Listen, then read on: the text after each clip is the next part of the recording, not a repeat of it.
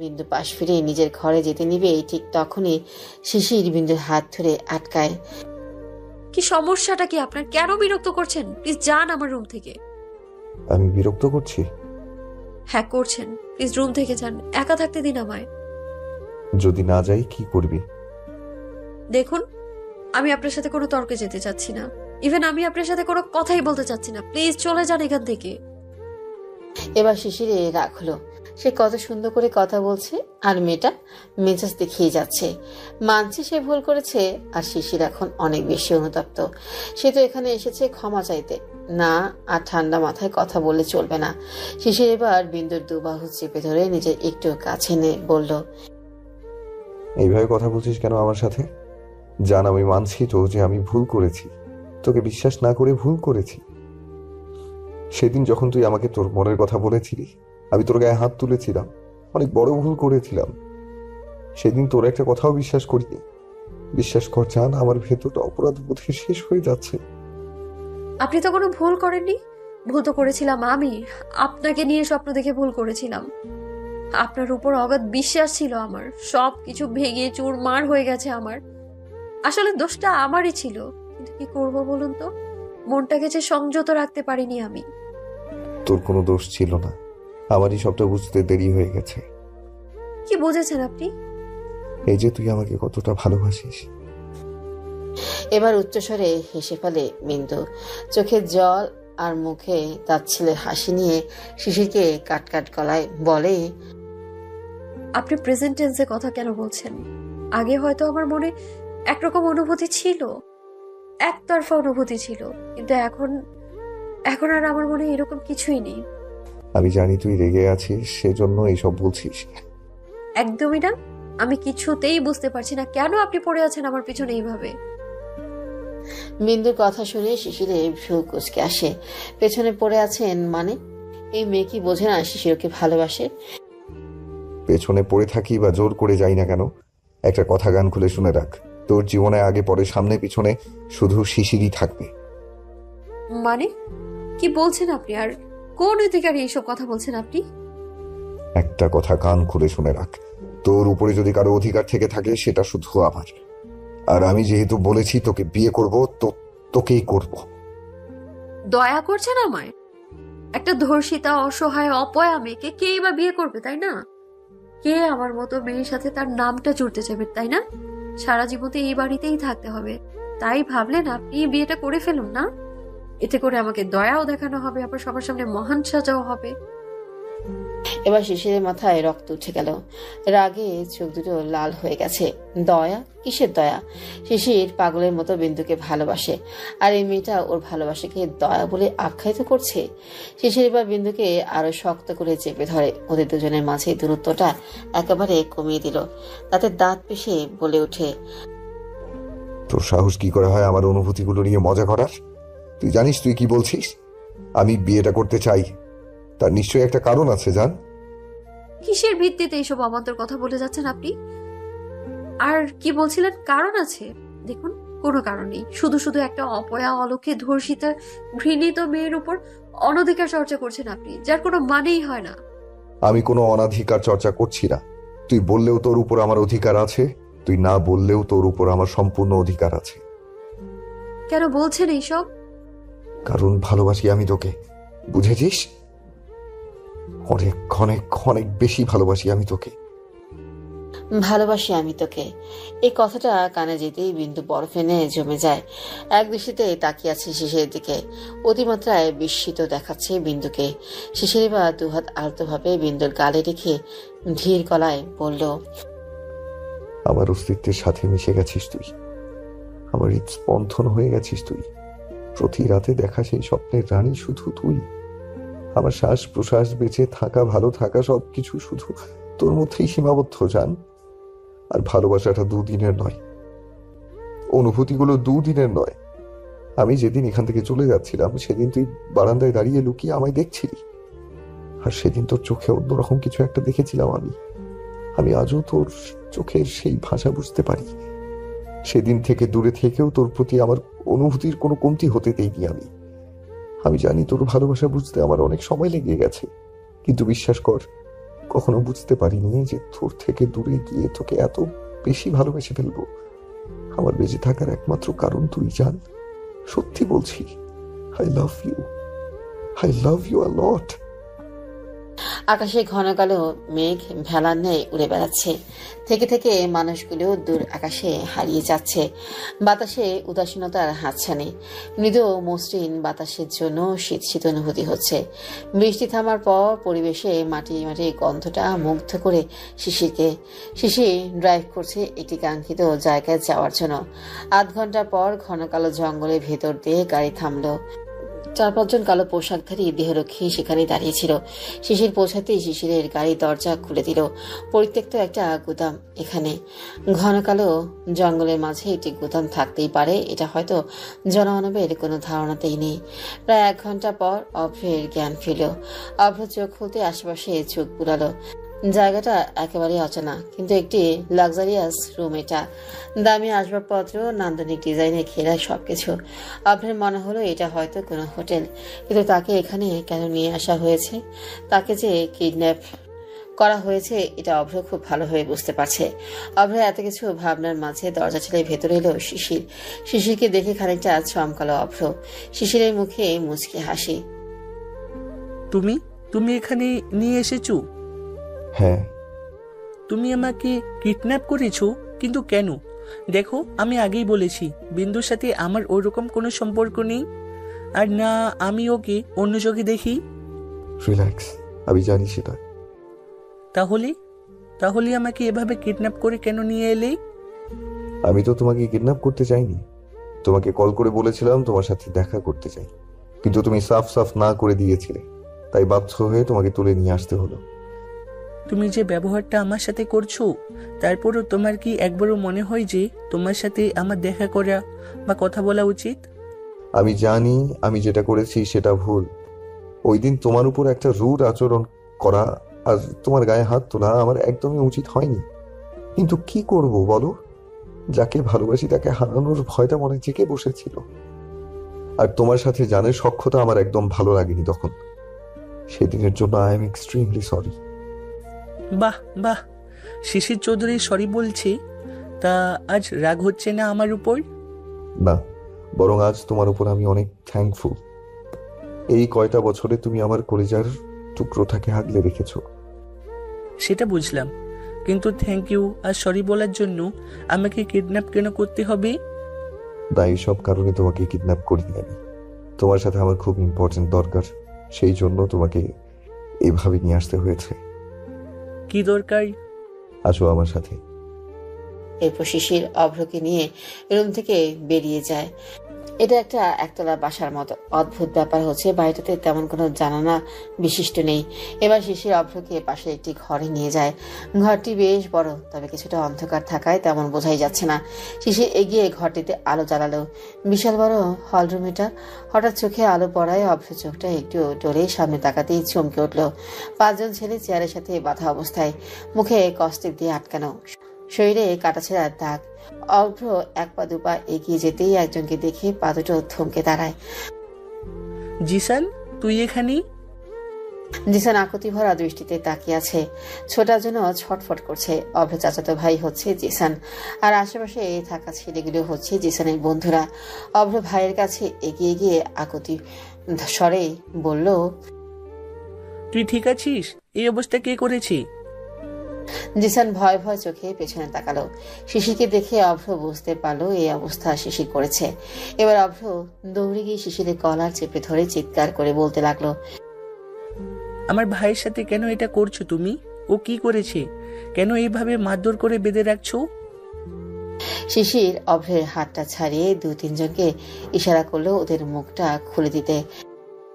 ভাই প্লিজ বাঁচাও আমাকে, ওরা আমাকে মেরে ফেলবে। শিশির এবার উচ্চস্বরে হেসে উঠল। জিসানের কাছে গিয়ে চুলের মুঠি ধরে মাথাটা উঁচু করে বলল, ভাই? হ্যাঁ ভাই। ভাইয়ের জন্য এতটা দরদ উতলে পড়ছে, তাই না? তা ভাইয়ের জন্য যদি এতই দরদ থেকে থাকে, তাহলে ভাইয়ের বউয়ের সাথে এতটা জঘন্য কাজ করতে একবারও ভাবলি না? কি বলছো তুমি এসব? ও কি বা এভাবে এখানে আটকে রাখছো কেন? আচ্ছা অভ্র, তুমি যে একজন বিচক্ষণ ব্যক্তি সেটা আমি খুব ভালো করেই জানি। তবু এত বড় ভুলটা কি করে করলে বলো তো? মানুষ চিনতে কি করে এতটা ভুল করলে? মানে? যাকে ভাই বলে ছটফট করছো, যাকে সবসময় আপন ভাইয়ের চেয়েও বেশি মনে করেছো, সেই তোমার জীবনের সবচাইতে বড় সর্বনাশটা ঘটিয়েছে।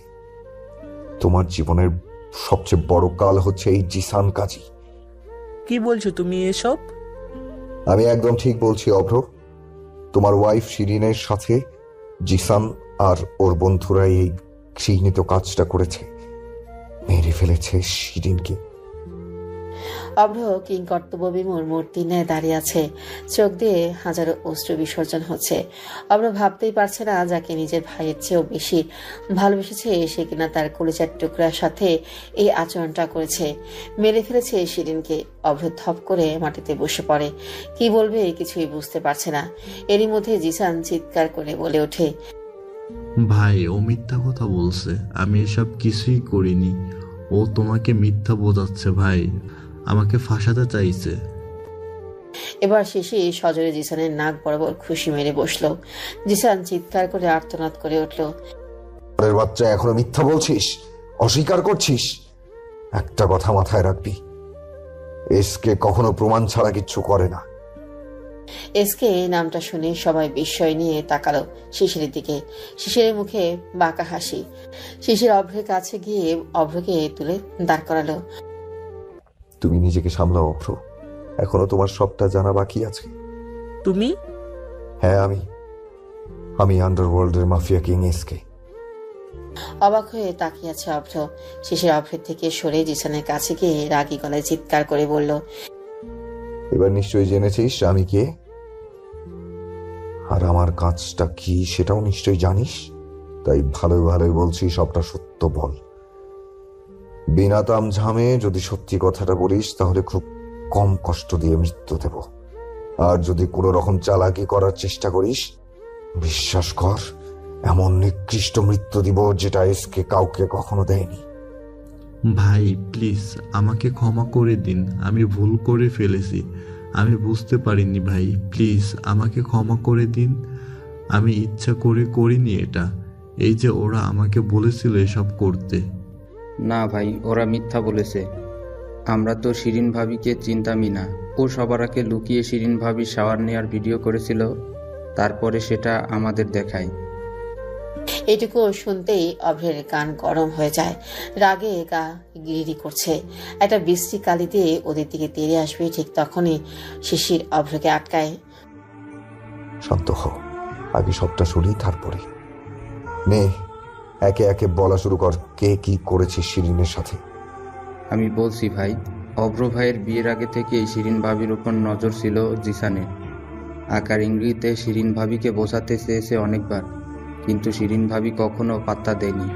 হুট করে একদিন আমরা সবাই জানতে পারলাম শিরিন ভাবি আর অভ্র ভাইয়ের বিয়ে হয়ে গেছে। এতে করে জিসানের ক্রোধ আরও বেড়ে গেল, আর তাই এরপরে আমি বলছি, আর তাই জিসান ঠিক করলো একদিনের জন্য হলেও শিরিনকে ভোগ করবে। শুধু তাই না, ব্ল্যাকমেল করার জন্য লুকিয়ে শিরিনের শাওয়ারের ভিডিও করেছিল জিসান। আর সেই ভিডিও দিয়ে দিনের পর দিন শিরিনকে ব্ল্যাকমেল করেছিস তোরা, ইন্টারনেটে ছড়িয়ে দেওয়ার ভয় দেখিয়েছিস। কিন্তু শিরিন জানতো না এই কাজটা কে করেছে। তাই সেদিন সন্ধ্যার সময় শিরিন শিব ব্ল্যাকমেলের সাথে দেখা করতে বাড়ি থেকে বের হয়, আর এটাই হয় তার শেষ দিন। তোরা ওই হিমছড়ির পেছনের গুহাটার দিকে তুলে নিয়ে গেছিলি তাই না? আর সেখানে ওর সাথে নির্মম জানোয়ারের মতো আচরণ করেছিস। মেয়েটা হাজারবার আকুতি মিনতি করেছে তোদের কাছে, কিন্তু একটা বার ওর কথা শুনিসনি। শরীরটাকে ছিঁড়ে ছিঁড়ে খেয়েছিস। শুধু তাই না, গ্যাংরেপ করার পর ধরা পড়ে যাওয়ার ভয়ে ওকে মেরে ফেলেছিস। সবাই মাথা নিচু করে বসে আছে। অভ্র আর্তনাদ করে কেঁদে উঠল। শিশির অভ্রের কাছে গিয়ে ওকে জড়িয়ে ধরে সান্ত্বনা দেওয়ার ভঙ্গিতে বলল, প্লিজ নিজেকে সামলাও অভ্র, আমি জানি তোমার কতটা কষ্ট হচ্ছে। এইভাবে ভেঙে পড়লে চলবে না। আমি ওদের উপযুক্ত শাস্তি দিব, একটাকেও বাঁচিয়ে রাখবো না। ওর কি দোষ ছিল বলো তো? খুব ভালো একটা মেয়ে ছিল আমার শিরিন, কারোর সাথে কোনো জোর গলায় কথা বলেনি। আর ও আমাকে মেরে ফেলেছে। আমি ওদের উপযুক্ত শাস্তি দিব, একটাকেও বাঁচিয়ে রাখবো না। ওর কি দোষ ছিল বলো তো? খুব ভালো একটা মেয়ে ছিল আমার শিরিন, কারোর সাথে কোনো জোর গলায় কথা বলেনি। শুধু আমাকে পাগলের মতো ভালোবেসে গেছে। তাহলে আল্লাহ ওর ভাগ্যে এতটা কষ্ট কেন লিখেছিল? কেন এভাবে ওর যন্ত্রদায়ক মৃত্যু হলো? তুমি শান্ত হও। একটা কথা মনে রেখো, শিরিনকে আমি আমার বোন হিসেবে মানতাম, বর্ষার আর ঋতুর মতোই। আর আমার বোনের সাথে যে বা যারা এই অন্যায় কাজ করেছে তাদের নৃশংস মৃত্যু দিব আমি। এসকে কখনো অন্যায়ের সাথে আপোষ করে না, আর না অন্যায়কে প্রশ্রয় দেয়। আর এখানে আমি শিরিনকে বোন মেনেছি আমার, সেখানে এদের ছেড়ে দেওয়ার তো প্রশ্নই ওঠে না। উঠে এসো, দেখো আমি এদের সাথে কি করি। শিশিরের গা রাগে গিজগিজ করছে, চোখ দুটো রক্তবর্ণ হয়ে গেছে। একটা হিংস্র পশুর চেয়েও কম মনে হচ্ছে না। সাথে অভয়ের রাগে কপালে রগগুলো ফুলে উঠেছে। একটা কথাই মাথায় আসছে, আমার শিরিনের সাথে যে এরকম করেছে তাদেরকে আমি ছাড়বো না। শিশিরের ইশারায় গার্ডস রাজীবকে নিয়ে আসে সবার প্রথমে। হাঁটু মুড়ে মেঝেতে বসায়, শিশির সামনে এক গ্লাস পানি দিয়ে বলে রাজীবকে খেতে। রাজীব তৃষ্ণায় কাতর থাকায় হাত থেকে গ্লাসটা নিয়ে পানিটা খেয়ে ফেলে। এক ঢোক পানিটা খেতেই গগন ফাটানো আর্তনাদ করে ওঠে রাজীব। ভেতরে সবকিছু জ্বলে পড়ে ছারখার হয়ে যাচ্ছে। চিৎকার করতেও কষ্ট হচ্ছে রাজীবের। সবাই ভয়ে তাকিয়ে আছে ওর দিকে। কাটা মুরগির মতো ছটফট করছে মেঝেতে লুটিয়ে পড়ে। একটু আগে যে পানিটা খেয়েছে সেটা আসলে কোনো পানি ছিল না। পানির মতো দেখতে হাইড্রোজেন সায়ানাইড ছিল ওইটা। এই এসিটা একটু হাতে লাগলে হাতটা ঝলসে যাওয়ার উপক্রম। দুজন গার্ড তুলে দাঁড় করায় রাজীবকে। রাজীব ছটফট করছে, এরই মাঝে ওর গোপনাঙ্গ বরাবর পরপর গুলি চালায় শিশির। একে একে এইভাবে সবাইকে মৃত্যু দেয় শিশির। বাকি রয়ে যায় জিসান। জিসান হাজারো আকুতি মিনতি করছে, হাজারবার ক্ষমা চেয়েছে অভয়ের কাছে। এক শর্তে তোকে ক্ষমা করে দিব। জি বলেন স্যার, আপনি যেটা বলবেন সেটাই হবে, আমি সব করব। শিরিনকে সহি সালামতে ফিরিয়ে নিয়ে আয়। পারবি ওকে আবার অভ্রর কাছে ফিরিয়ে দিতে? যদি পারিস তাহলে ছেড়ে দেব। জিসানের বা চুপসে যায়। এটা তো কখনোই সম্ভব না। শিরিন তো আর বেঁচে নেই। ঠিক তখনই সোহান কোথা থেকে একটা কাটার ইলেকট্রিক করাত নিয়ে আসে। শিশির সেটা সোহানের হাত থেকে নিয়ে সাথে সাথে জিসানের দুই হাতের উপর চালায়। আর জিসানের দুই হাত টুকরো টুকরো হয়ে মাটিতে পড়ে যায়। গগন ফাটানো চিৎকারে সারা হলরুম কেঁপে উঠেছে জিসানের। এরই মধ্যে অভ্রকেও হিংস্র দেখাচ্ছে। টেবিলে পড়ে থাকা বন্দুকটা হাতে তুলে নেয় অভ্র। পরপর গুলি করতে থাকে জিসানের বুকে। শিশির অভ্রকে এইভাবে দেখে অনেকটা অবাক হয়। জিসানের এখনো শ্বাস চলছে। শিশুকে তুলে নিয়ে একটা ধোঁয়া ওঠানো বড় ড্রামের ভেতর ছুঁড়ে মারে। হাইড্রোজেন সায়ানাইডের কারণে পুরো শরীর ঝলসে যায়। শরীরের মাংস গলে গলে পড়ছে। এতে শিশিরের কোনো ভ্রুক্ষেপ নেই। অভ্র আবারও কেঁদে ওঠে। শিশির অভ্রকে গিয়ে জড়িয়ে ধরে। প্লিজ শান্ত হও। দেখো, তোমাকে কাঁদতে দেখে শিরিনও কষ্ট পাবে। ও যেখানে আছে আল্লাহ ওকে ভালো রাখবে ইনশাল্লাহ। এপারে হয়তো তোমরা একসাথে সুখী হতে পারোনি, কিন্তু পরপারে তোমরা নিশ্চয়ই একসাথে সুখী হবে। এবার অভ্র চোখ মুছে শিশিরের হাত দুটো ধরে পড়ল। থ্যাংক ইউ, তুমি আমার জন্য এত কিছু করলে। তুমি জিসানকে খুঁজে না পেয়ে করলে তো আমি জানতামই না ও আমার সেদিনকে মেরেছে। শিরিনকে আমি নিজের বোন মেনেছি, আর যা করেছি তা বোনের জন্য করেছি। এতে থ্যাংক ইউ বলার কিচ্ছু নেই। আচ্ছা, তুমি কি আমাকে তোমার সাথে রাখবে? মানে? তুমি তো এসকে। আমি চাই সবসময় তোমাকে এই কাজে সাহায্য করতে। তুমি? হ্যাঁ, আমি চাই না আমার সেদিনের মতো আর কারোর সাথে এরকম কিছু হোক। আমি চাই সব মা বোনেরা সুরক্ষিত থাকুক। আর আমি জানি তুমি ভালো কাজের উদ্দেশ্যেই মাফিয়া গ্যাংয়ের লিডার হয়েছো। আমি যদি তোমাকে সাহায্য করতে পারি তাহলে নিজেকে অনেক ধন্য মনে করব। শিশির একটা হাসি দিয়ে আবারও অভ্রকে জড়িয়ে ধরে বলল, welcome to our mafia world doctor Abhra. না, সরি, ডাক্তার বাবু। এবার দুজনেই হাসলো। এয়ারপোর্টের বাইরে ছেড়ে ফেলে নিয়ে দাঁড়িয়ে আছে মিন্টু, হাতে ফুলের তোড়া। অনেকক্ষণ যাবত একজনের জন্য অপেক্ষা করছে সবাই।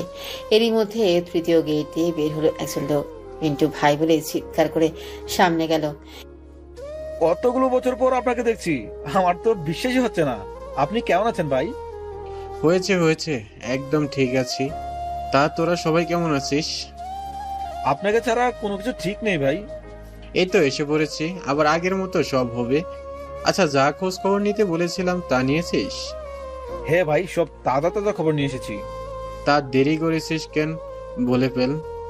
স্যার, পুরো চৌধুরী পরিবার এখন চট্টগ্রামে থাকে, আর কিছুদিন হলো শিশু চৌধুরী বাংলাদেশে ফিরে এসেছে। তবে একটা খারাপ খবর আছে স্যার। শিশির চৌধুরী কি আমার ব্যাপারে জেনে গেছে? না ভাই, তা না। তাহলে? আপনার বাবা যে লোকটাকে বিন্দুর নজরদারি করার জন্য রেখেছিল, সেই লোকটাকে কোনো খোঁজ খবর পাওয়া যাচ্ছে না। বেঁচে আছে নাকি মরে গেছে নাকি ধরা পড়েছে তা কিছু জানি না।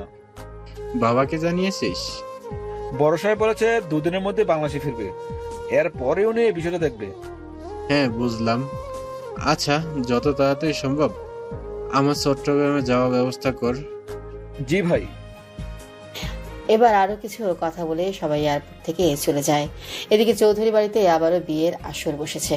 রিকার বর্ষার বিয়ে। চৌধুরী পরিবারে আবার অনেক বছর পর এরকম আয়োজন হচ্ছে। বাড়িতে আত্মীয় স্বজনের সমাগম। শিশির আর অভ্র কাজের মধ্যে মেতে রয়েছে। এরই মধ্যে সবার চোখে একটা জিনিস খুব ধরা দিচ্ছে, অভ্র আর শিশিরের সখ্যতা। ওদের দুজনে বন্ধুসুলভ আচরণ। 2-3 দিন আগেও তো শিশির অভ্রের গায়ে হাত তুলেছিল, ঠিক করে কথাও বলতো না, কিন্তু আজ হঠাৎ করে এতটা বন্ধুত্ব কিভাবে হয়ে গেল? হে রে আঞ্জু, আমার ছেলের মাথায় কি চলছে বলতো? ভাবি, ছেলেটাকে সন্দেহ করা বন্ধ করো তো। কি চলবে আবার? ভালোই তো কাজকর্ম করছি দেখছি। সেটাই তো আমাকে ভাবাচ্ছে। আর অভ্রের সাথে এতটা বন্ধুত্ব কবে হলো? ওই দেখ, দুজনে হাসাহাসি করছে। তো এটা তো ভালো কথা, ঝগড়াঝাটি না করে মিলেমিশে আছে, এটাই তো ভালো। কিন্তু হুট করে ওহ, থামো তো, তুমি শুধু হাবিজাবি চিন্তা। আজ কতদিন হলেও ঋতু কেমন জানি একটা হয়ে গেছে। আগের মতো চঞ্চল ভাবটাও প্রকাশ পাচ্ছে না, ঠিক করে খাওয়া দাওয়াও করে না। ঋতুর এই চুপচাপ থাকাটা মোটামুটি সবারই চোখে পড়ছে, কারণ এই মেয়ে অকারণে চুপচাপ বসে থাকার মতো মেয়েই না। বিন্দু বেশ আন্দাজ করতে পেরেছে কি হয়েছে ঋতুর। কিরে, রুমে একা বসে কি করছিস তুই? সবাই বাইরে হইচই করছে, মজা করছে। না, কিছু না, এমনি ভালো লাগছিল না, তাই রুমেই আছি। তা ভালো না লাগার কারণটা কি? বললাম তো কিছু না। ঋতু কথা বলতেই পারছে না, গলা ধরে আসছে, চোখে পানি চিকচিক করছে। বিন্দু এবার ঋতুর 2 কাঁধ ধরে ওর দিকে ঘোরালো। বাহ, চোখে পানিও এনেছে দেখছি। তা আমাদের ডক্টর বাবুকে জানে তার জন্য এখানে পদ্মা, মেঘনা, যমুনা বইছে? ঋতু এবার শব্দ করে কেঁদে উঠল, বিন্দুকে জড়িয়ে ধরে কাঁদছে।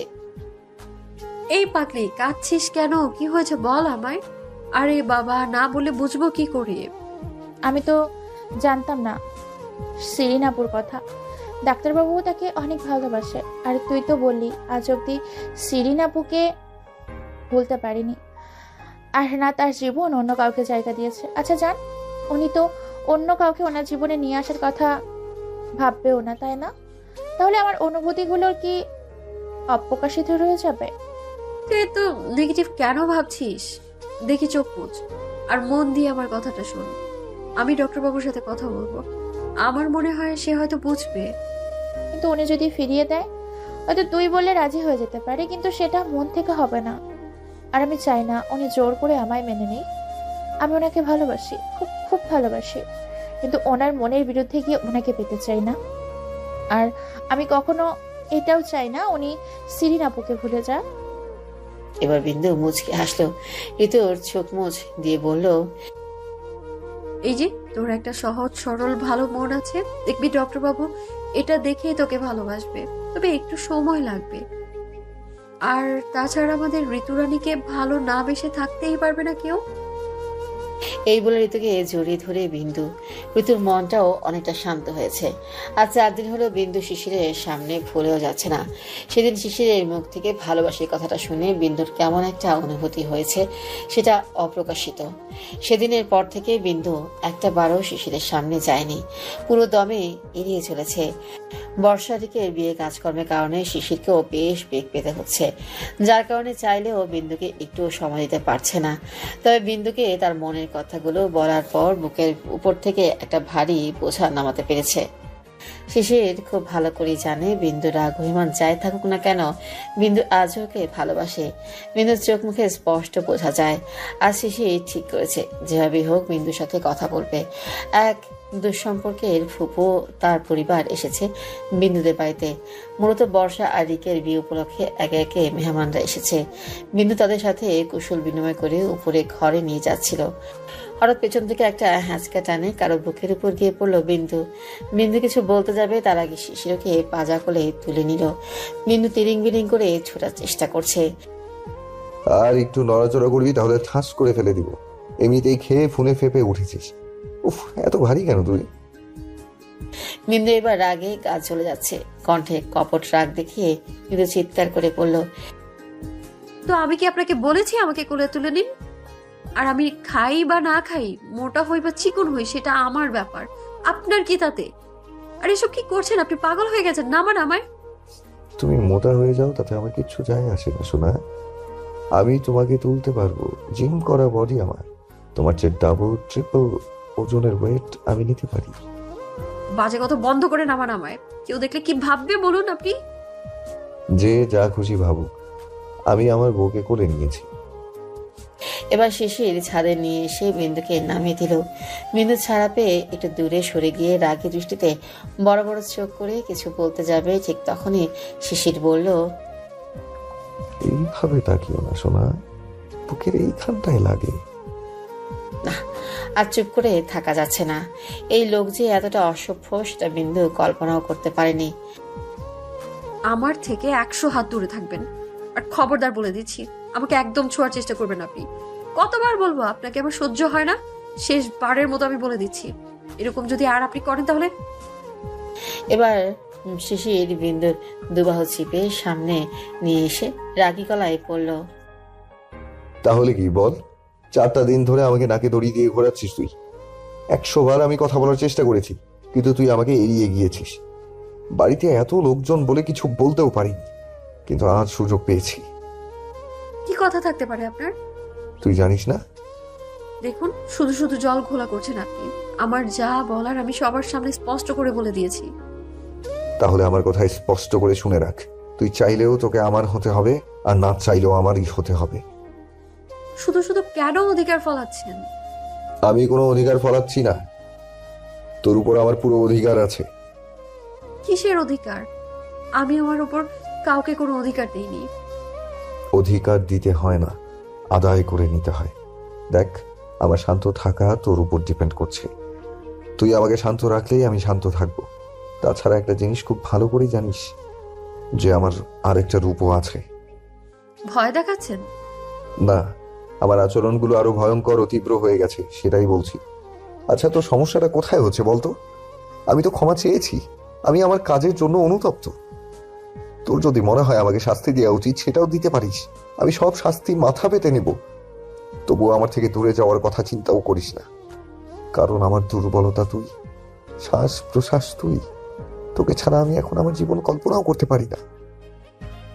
বিন্দুর চোখে অশ্রু, কিন্তু আজ এটা দুঃখের নয়। বিন্দুর অশ্রুমাখা চোখ আর কাপা কাপা ঠোঁট নেশা ধরিয়ে দিচ্ছে শিশিরকে। শিশির বিন্দুর ঠোঁটের দিকে এগিয়ে যাচ্ছে আস্তে আস্তে, খুব করে টানছে শিশিরকে। ঠিক তখনই মৃদু চিৎকার শুনে পেছনে তাকালো দুজন। পেছনে অভ্র আর সোহান একটু দূরে দাঁড়িয়ে আছে। আমি কিছু দেখি নাই ভাই। স্যার, আমিও কিছু দেখিনি। বিশ্বাস করুন, আজকে আমার কোনো দোষ নেই। আপনি না মানে আপনার দুজন যে এখানে থাকতে পারেন সেটা ভাবিনি। তবে এসব কিছু দরজা বন্ধ করে করতে হয়। এমনিতেই বাড়ি ভর্তি মানুষ, কে কখন কোন দিক দিয়ে চলে আসে বলো তো, যায় না। বিন্দু এতটা লজ্জা লাগছে যে ইচ্ছে করছে মাটি ভেদ করে ভেতরে ঢুকে পড়তে। শিশির বিন্দুর অবস্থা বুঝতে পেরে গলা খাকারি দিয়ে বলল, এই হয়েছে তোদের? আমরা তেমন কিছুই করছিলাম না। তা তো আমরা দেখতেই পাচ্ছিলাম, তাই না সোহান? অভ্রের মজার ছলে কথাগুলো শিশিরে আর বিরক্ত লাগছে। এবার শিশির মুখ দিয়ে একটা শব্দ উচ্চারণ করলো। অভ্র আর সোহান হাসি থামিয়ে ফেলল। আচ্ছা শিশির, শোন, নিচে ওয়েডিং প্ল্যানরা এসেছে, তুই দেখিয়ে দিয়ে আয় স্টেজটা কোথায় হবে। আমায় গিয়ে কেন দেখতে হবে তোর? যেটা ভালো মনে হয় সেটাই কর। এদের কথোপকথন শুনে বিন্দু প্রায় আকাশ থেকে পড়েছে। মানে কি এসবের? হ্যাঁ, তো বন্ধুত্ব এদের দুজনের কিভাবে হলো? তাও আবার হঠাৎ করে। এরা দেখি আপনি থেকে তুইতে চলে গেছে। বিন্দু তো মহা আশ্চর্য হয়ে তাকিয়ে আছে দুজনের দিকে। এবার বিন্দু নিজেকে সামলে নিয়ে বলে উঠল, আপনারা কি জানেন অতি ভক্তি চোরের লক্ষণ? মানে? না কিছু না ডক্টর বাবু, আপনার সাথে আমার অনেক ইম্পর্টেন্ট কথা আছে। হ্যাঁ বলো। না আসলে আমি আপনাকে একাই এই কথাটা বলতে চাই। বিন্দু এবার আর চোখে শিশিরের দিকে তাকালো। শিশিরের মুখটা গম্ভীর, কিন্তু ভ্রু কুঁচকে তাকিয়ে আছে বিন্দুর দিকে। এরই মাঝে সোহান আমার অনেক কাজ আছে এই কথাটা বলে তাড়াহুড়া করে নিচে চলে গেল।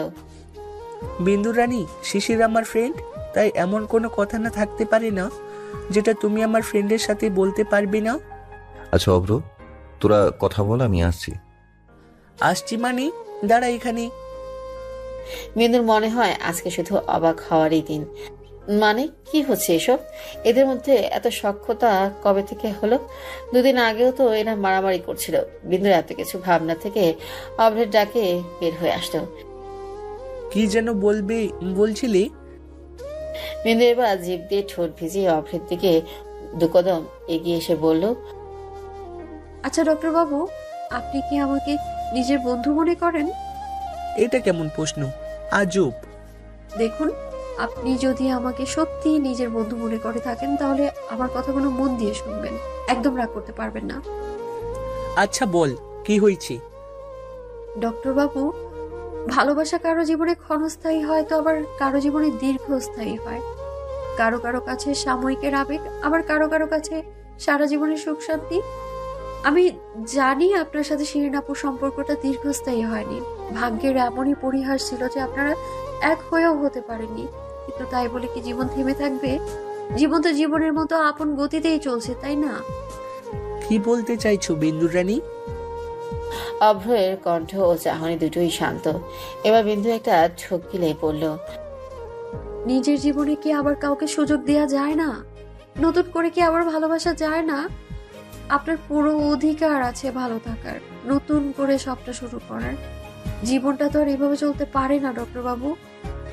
বিন্দু রানী, কে বলেছে আমি ভালো নেই? আচ্ছা, বেঁচে থাকার জন্য কি ভালোবাসার মানুষটাকে পাশে পাওয়া সত্যিই অনেক দরকার হয়? আমার তো দরকার হয় না। আমি তো সেদিনের স্মৃতি বুকে নিয়ে বেশ আছি। ও আমার জীবনের একমাত্র নারী, যাকে আমি এতটা ভালোবেসেছি, আজও বাসি। আমার জন্য কাউকে প্রয়োজন নেই। আর তাছাড়া আমি আমার সেদিনের জায়গাটা কাউকে দিতে পারবো না বিন্দু রানী। অভ্র, জান কিন্তু এইটা বলেনি। তুই আসল ব্যাপারটা বুঝতে পারছিস না। দেখ, জীবনের শেষ দিন পর্যন্ত একজন সঙ্গীর প্রয়োজন অবশ্যই হয়। সংসার নামক বেড়া জালে আটকে পড়তেই হয়। আমি জানি শিরিনকে ছাড়া তুই বেঁচে আছিস, কিন্তু আদৌ কি ভালো আছিস? শিরিনের শূন্যতা প্রতিনিয়ত কুড়ে কুড়ে খায়। আমি শিরিনের জায়গাটা কাউকে দিতে বলছি না, কিন্তু তোর জীবনে কাউকে অন্তত আসতে দে। দেখবি সে এসে তোর এলোমেলো জীবনটাকে গুছিয়ে দেবে। পায়ে পা মিলিয়ে হাতে হাত রেখে জীবনের পথ চলবে, তোকে সুখে রাখার চেষ্টা করবে। ডক্টর বাবু, উনি একদম ঠিক বলছেন। আর আমি কথাগুলো এমনি এমনি বলিনি, তার যথাযথ কারণও আছে। কি কারণ? অভ্রা শিশির আগ্রহের দৃষ্টিতে বিন্দুর দিকে তাকিয়ে আছে। বিন্দু এবার একটা শ্বাস ফেলে বলল, ঋতু আপনাকে অনেক ভালোবাসে ডক্টর বাবু, আর সেটা আজ থেকে নয়, অনেক দিন আগে থেকে। বিন্দুর কথাটা অভ্রের মাথার উপরে পাঁচ পড়ার ন্যায় পড়ল। শিশিরও অনেকটা অবাক হয়েছে। হোয়াট? তুমি কি পাগল হয়েছো? কি বলছো এসব? ওয়েট, এক মিনিট। আমাদের ঋতু অভ্রকে ভালোবাসে? হ্যাঁ ডক্টর বাবু, আপনি হয়তো তেমন ভাবে নোটিস করেননি। আপনার কথা উঠতে ও সবসময় একটু এক্সাইটেড হয়ে যেত, বা আপনি আমাদের বাড়িতে এলে সবচেয়ে বেশি খুশি ওই হতো। ইভেন আঙ্কেল আন্টির থেকে এতটা ভালোবাসা ঋতু পেয়েছে যে ওনাদের মনেও ঋতু আলাদা একটা জায়গা করে নিয়েছে। আম্মু, আব্বু। হ্যাঁ, আঙ্কেল আন্টিও এটাই চায় যে ঋতু ওনাদের পুত্রবধূ হোক। আচ্ছা, তাদেরও তো একটা শখ আহ্লাদ বলতে কিছু আছে, তাই না? আপনি তাদের একমাত্র ছেলে, তাদের কি ভালো লাগে আপনাকে এরকম ছনছাড়া রূপে দেখতে? আর আমি জানি আপনি জীবনটাকে আরেকটা সুযোগ দিলে শিরিন আপু উপর থেকে দেখেও অনেক খুশি হবে। আর এখানে সবচেয়ে বড় কথা, ঋতু আপনার অতীতের সব সত্যিটা জেনেও আপনাকে ভীষণ ভালোবাসে। জীবনে হাজারো মানুষ আসে, হাজারো মানুষ যায়, কিন্তু সত্যিকারের ভালোবাসা খুব কমই আসে মানুষের জীবনে। ঋতু আমার বোন বলে বলছি না ডক্টর বাবু, ও খুব চঞ্চল কিন্তু ভালো একটা মেয়ে। ওর চোখে মুখে আপনার প্রতি ভালোবাসাও দেখেছি, আবার আপনাকে হারানোর ভয়টাও দেখেছি।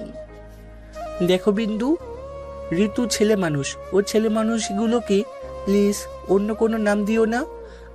আর তাছাড়া এরকম আবেগ কিছু একটু কম বেশি সবারই থাকে। এবার বিন্দু রাগ হলো, তেজি গলায় বলে উঠলো, আপনারা সব পুরুষ মানুষেরা নিজেদেরকে কি মনে করেন বলেন তো, যে আপনারাই শুধু ভালোবাসতে জানেন আর মেয়েরা জানে না? কেন সবসময় আমাদের ভালোবাসাগুলোকে অল্প বয়সের আবেগ বলে তুচ্ছতাচ্ছিল্য করেন? ভালোবাসা প্রকাশ করলেই কেন একটা মেয়ে নির্লজ্জ বেহায়া হয়ে যায় বলুন তো আপনাদের কাছে?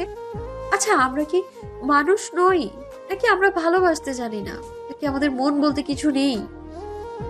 কথাগুলো বিন্দু অভ্রকে উদ্দেশ্য করে বললেও এই কথাগুলো তীরের ন্যায় শিশিরের বুকে এসে লাগছে। কারণ একটা সময় বিন্দু যখন ভালোবাসা শিশিরের কাছে প্রকাশ করে, তখন শিশিরকে এসব কিছুই বলেছিল। অভ্র আর কিছুই বলে না, মাথা নিচু করে ছাদ থেকে নেমে যায়। এদিকে বিন্দু একটা নিঃশ্বাস ফেলে যখনই সিঁড়ির দিকে পা এগোবে, ঠিক তখনই পেছন থেকে আস্তে করে শিশির বলে ওঠে, আমার সব দোষ অন্যায় ক্ষমা করে আমাকে আবার ভালোবাসা যায় না? বিশ্বাস করো, সারা জীবন তোমার পাশে থাকবো, সব সময় আগলে রাখবো, অনেক অনেক আদর করব। আমার স্পর্শে মাতোয়ারা হবে তুমি, আমার সমস্ত সত্তা জুড়ে তোমার বিচরণ বয়ে বেড়াবে। ভালোবাসার চাদরে মুড়িয়ে রাখবো তোমায়, বক্ষপিঞ্জরে জড়িয়ে রাখবো সারাটা জীবন। ভালোবাসার আলিঙ্গনে ছোঁয়াবো তোমায় প্রতিটা মুহূর্তে। বিন্দুর কান গরম হয়ে আসছে, লজ্জা চাইতে অস্বস্তি বেশি হচ্ছে। কিন্তু এমন কেন হচ্ছে? বিন্দু পণ করেছিল মানুষটাকে কখনো ক্ষমা করবে না, কিন্তু আজ কেন সবকিছু ভুলে যেতে ইচ্ছে করছে বিন্দুর। এদিকে অভ্র থম মেরে বসে আছে শিরিনের কবরের পাশে, সিদ্ধান্তহীনতায় ভুগছে। কি করবে কিছুই বুঝতে পারছে না। একবার মনে হচ্ছে পরিবারের জন্য নিজের জীবনটাকে আরেকবার গুছিয়ে নিবে, আবার মনে হচ্ছে যাকে কখনো ভালোবাসতেই পারবে না তার জীবনটা নষ্ট করার কোনো মানেই হয় না। কিন্তু ঋতু, আচ্ছা ঋতু কি সত্যি ওকে ভালোবাসে? কিছু মাথায় ঢুকছে না অভ্রের।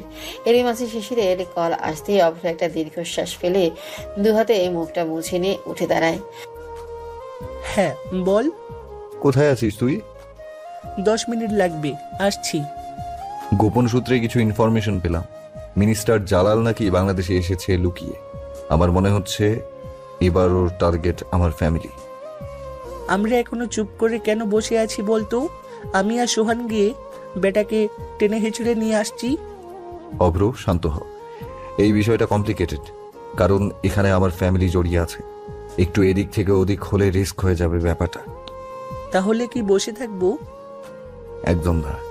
মিনিস্টার জালালের বিরুদ্ধে এখন আমরা সকল প্রমাণ বের করব। বিয়েটা ভালোভাবে হয়ে যাক, তারপরে আমরা স্টেপ নেব। আমি বাড়ির আশেপাশে গার্ডস বাড়িয়ে দিয়েছি, তবে জানি না কেন যেন ভেতরে অনেক অস্থিরতা হচ্ছে। চিন্তা করিস না, কিছু হবে না। কি হবু বউ হলো আপনার? আমি কি আসবো ভেতরে? আসুন। একেবারে পেতনি লাগছে দেখতে। বর্ষা ফুকুসকে তাকায়। আসলে আজ বর্ষা রিকের গায়ে হলুদ, আর রিক প্রথমে বর্ষাকে হলুদ ছোঁয়াবে বলেই রুমে বাহিরে অপেক্ষা করছিল, কিন্তু বর্ষার সাজগোজ এখনো শেষ হচ্ছিল না।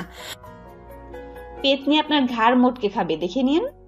আর যদি বলি অবসরই লাগছে, তো আমাকে যে মেরে ফেলার ধান্দা করা হয়েছে। বাবা, পুলিশ বাবু দেখি দিন দিন রোমান্টিক রোমান্টিক কথা বলে। তা এত উন্নতি কবে থেকে হলো? পুলিশ বাবু আগে থেকেই রোমান্টিক ছিল, শুধু আগে বোন ভাবতাম বলে কিছু বলিনি। তা বিয়েটা এখনো হয়নি, এখনো ভাইয়ের তালিকাতেই আছেন। ও আচ্ছা, তাই না? দাঁড়া। রিক ভাই, কি হচ্ছে? কি করছেন? কেউ এসে পড়বে। কাল বিয়ে আর এখন ভাই, বুকে লাগে যায়। বর্ষা ছোটাছুটি করছে আর রিক ওকে জাপটে ধরে রেখেছে। এদিকে বিন্দু, ঋতু আর শিশির পেছন থেকে ওদের এই কাণ্ড দেখে হা হয়ে আছে। রিক যখনই বর্ষাকে কিস করতে যাবে, ঠিক তখনই ঋতু চিৎকার দিয়ে উঠল, স্টপ স্টপ স্টপ! রিক আর বর্ষা ওদের দুজনকে দেখে একে অপরের থেকে সরে দাঁড়ালো। কি হচ্ছে ভাইয়া এসব? তাও আবার দরজা খুলে? ফুপ্পি না তোকে বলেছে বিয়ের আগ পর্যন্ত আপির থেকে দূরে দূরেই থাকবি তুই? ভাই কালকেই তো বিয়ে, একটু সবুর কর। রিকার বর্ষা বেশ লজ্জা পেয়েছে তা বোঝাই যাচ্ছে। নিজের ভাই বোনদের সামনে লজ্জায় মাথা কাটা যাচ্ছে দুজনের। আর এদের এরকম অস্বস্তিতে পড়তে দেখে শিশির আর ঋতু আর কিছুই বলল না। শিশির মূলত এখানে এসেছে ঋতুর সাথে অভ্রের বিষয়ে কথা বলতে। অভ্রের বিষয়ে সত্যি ঋতু সিরিয়াস কিনা এটা নিজের কানে শুনতে চায়, কিন্তু এখানে এসে বিন্দুকে এখনো বাসার জামা কাপড়ে দেখে মেজাজটা খারাপ হয়ে গেল। এই মেয়ের জন্য এত শপিং মল ঘুরে নিজে গিয়ে শাড়ি কিনে এনেছে যাতে শাড়িটা পরে, সেজন্য মায়ের হাত দিয়েও পাঠিয়েছে। কিন্তু এই মেয়েকে দেখো, বদের হাতটি একটা। কালকে তুই আমার শালা হবি, বুঝেছিস? এই বলে শিশিরের পিঠে একটা ধরাম করে কিল বসিয়ে চলে গেল রিক। হ্যাঁ রে বুড়ি, এখনো সময় আছে, ভেবে দেখ। এই হাফ মেন্টাল খ্যাপা পুলিশের সাথে সারা জীবন থাকতে পারবি তো? শিশিরের কথা শুনে তিনজনই হাসলো। শিশির এবার ঋতুকে উদ্দেশ্য করে বলল, ঋতু, তোর সাথে আমার কথা আছে। হ্যাঁ বলো ভাইয়া। বিন্দু কৌতূহলী দৃষ্টিতে তাকিয়ে আছে শিশিরের দিকে। কি বলবে আবার? এমনিতেই ঋতুর মুডটা অনেক কষ্ট করে ঠিক করেছে। শিশির এবার ঋতুর কাছে গিয়ে ওর মাথায় হাত রেখে বলল, দেখ, আমি সবসময় তোকে আর বুড়িকে এক চোখে দেখে এসেছি। কখনো মনে হয়নি যে তুই শুধু রিকের বোন, আমার না। আমি বুড়ির মতোই তোকে স্নেহ করি। এসব কেন বলছো ভাইয়া? আমি তো জানি সেটা। তোমার থেকে, আপির থেকে, ইভেন এই পরিবারের সবার থেকে আমরা যে ভালোবাসাটা পেয়েছি সেটা কখনো বলে বোঝাতে পারবো না। আমার আর ভাইয়ার তোমরা বলতে আর কেউই নেই, বলো। আচ্ছা, আমাকে ভাইয়া মনে করলে একটা সত্যি কথা মন থেকে বলবি? কি বলো? অভ্রকে কি সত্যি ভালোবাসিস? ঋতু কথাটা শুনতেই মাথা নিচে করে ফেললো, চোখে পানি টলমল করছে। বিন্দু এবার মহা বিরক্ত নিয়ে বলল, আপনার কি আমার কথা বিশ্বাস হয়নি? এখানে বিশ্বাসের কোনো কথা আসছে না, ব্যাপারটা অনেক কমপ্লিকেটেড। অভ্রের সাথে কথা হয়েছে আমার। ও ভাবছে ঋতু ছেলে মানুষ, তাই ভালো লাগাটাকে ভালোবাসা মনে করছে। আর অভ্র দোটানার মধ্যে আছে, এটা তো বুঝতে পারছিস।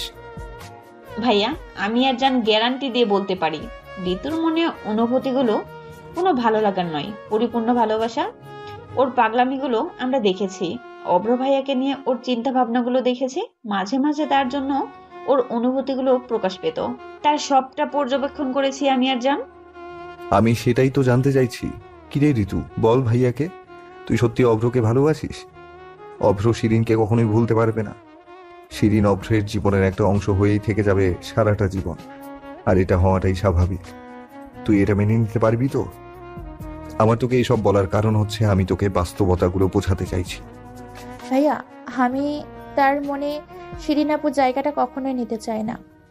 আর আমি ভুলেও এটা চাই না যে শিরিন আপুকে ভুলে যাক। আমি ডাক্তারবাবুর মনে আমার নিজের জন্য জায়গা করতে চাই। তার উপরটা দেখে আমি তাকে ভালোবাসিনি, তার আগের পরের অতীত বর্তমান সবটা জেনেই তাকে ভালোবেসেছি। আমি অনেক ভালোবাসি তাকে ভাইয়া। এই বলে শিশিরকে জড়িয়ে ধরে খেতে দিল ঋতু। বিন্দু মুগ্ধ হয়ে তাকিয়ে আছে শিশিরের দিকে।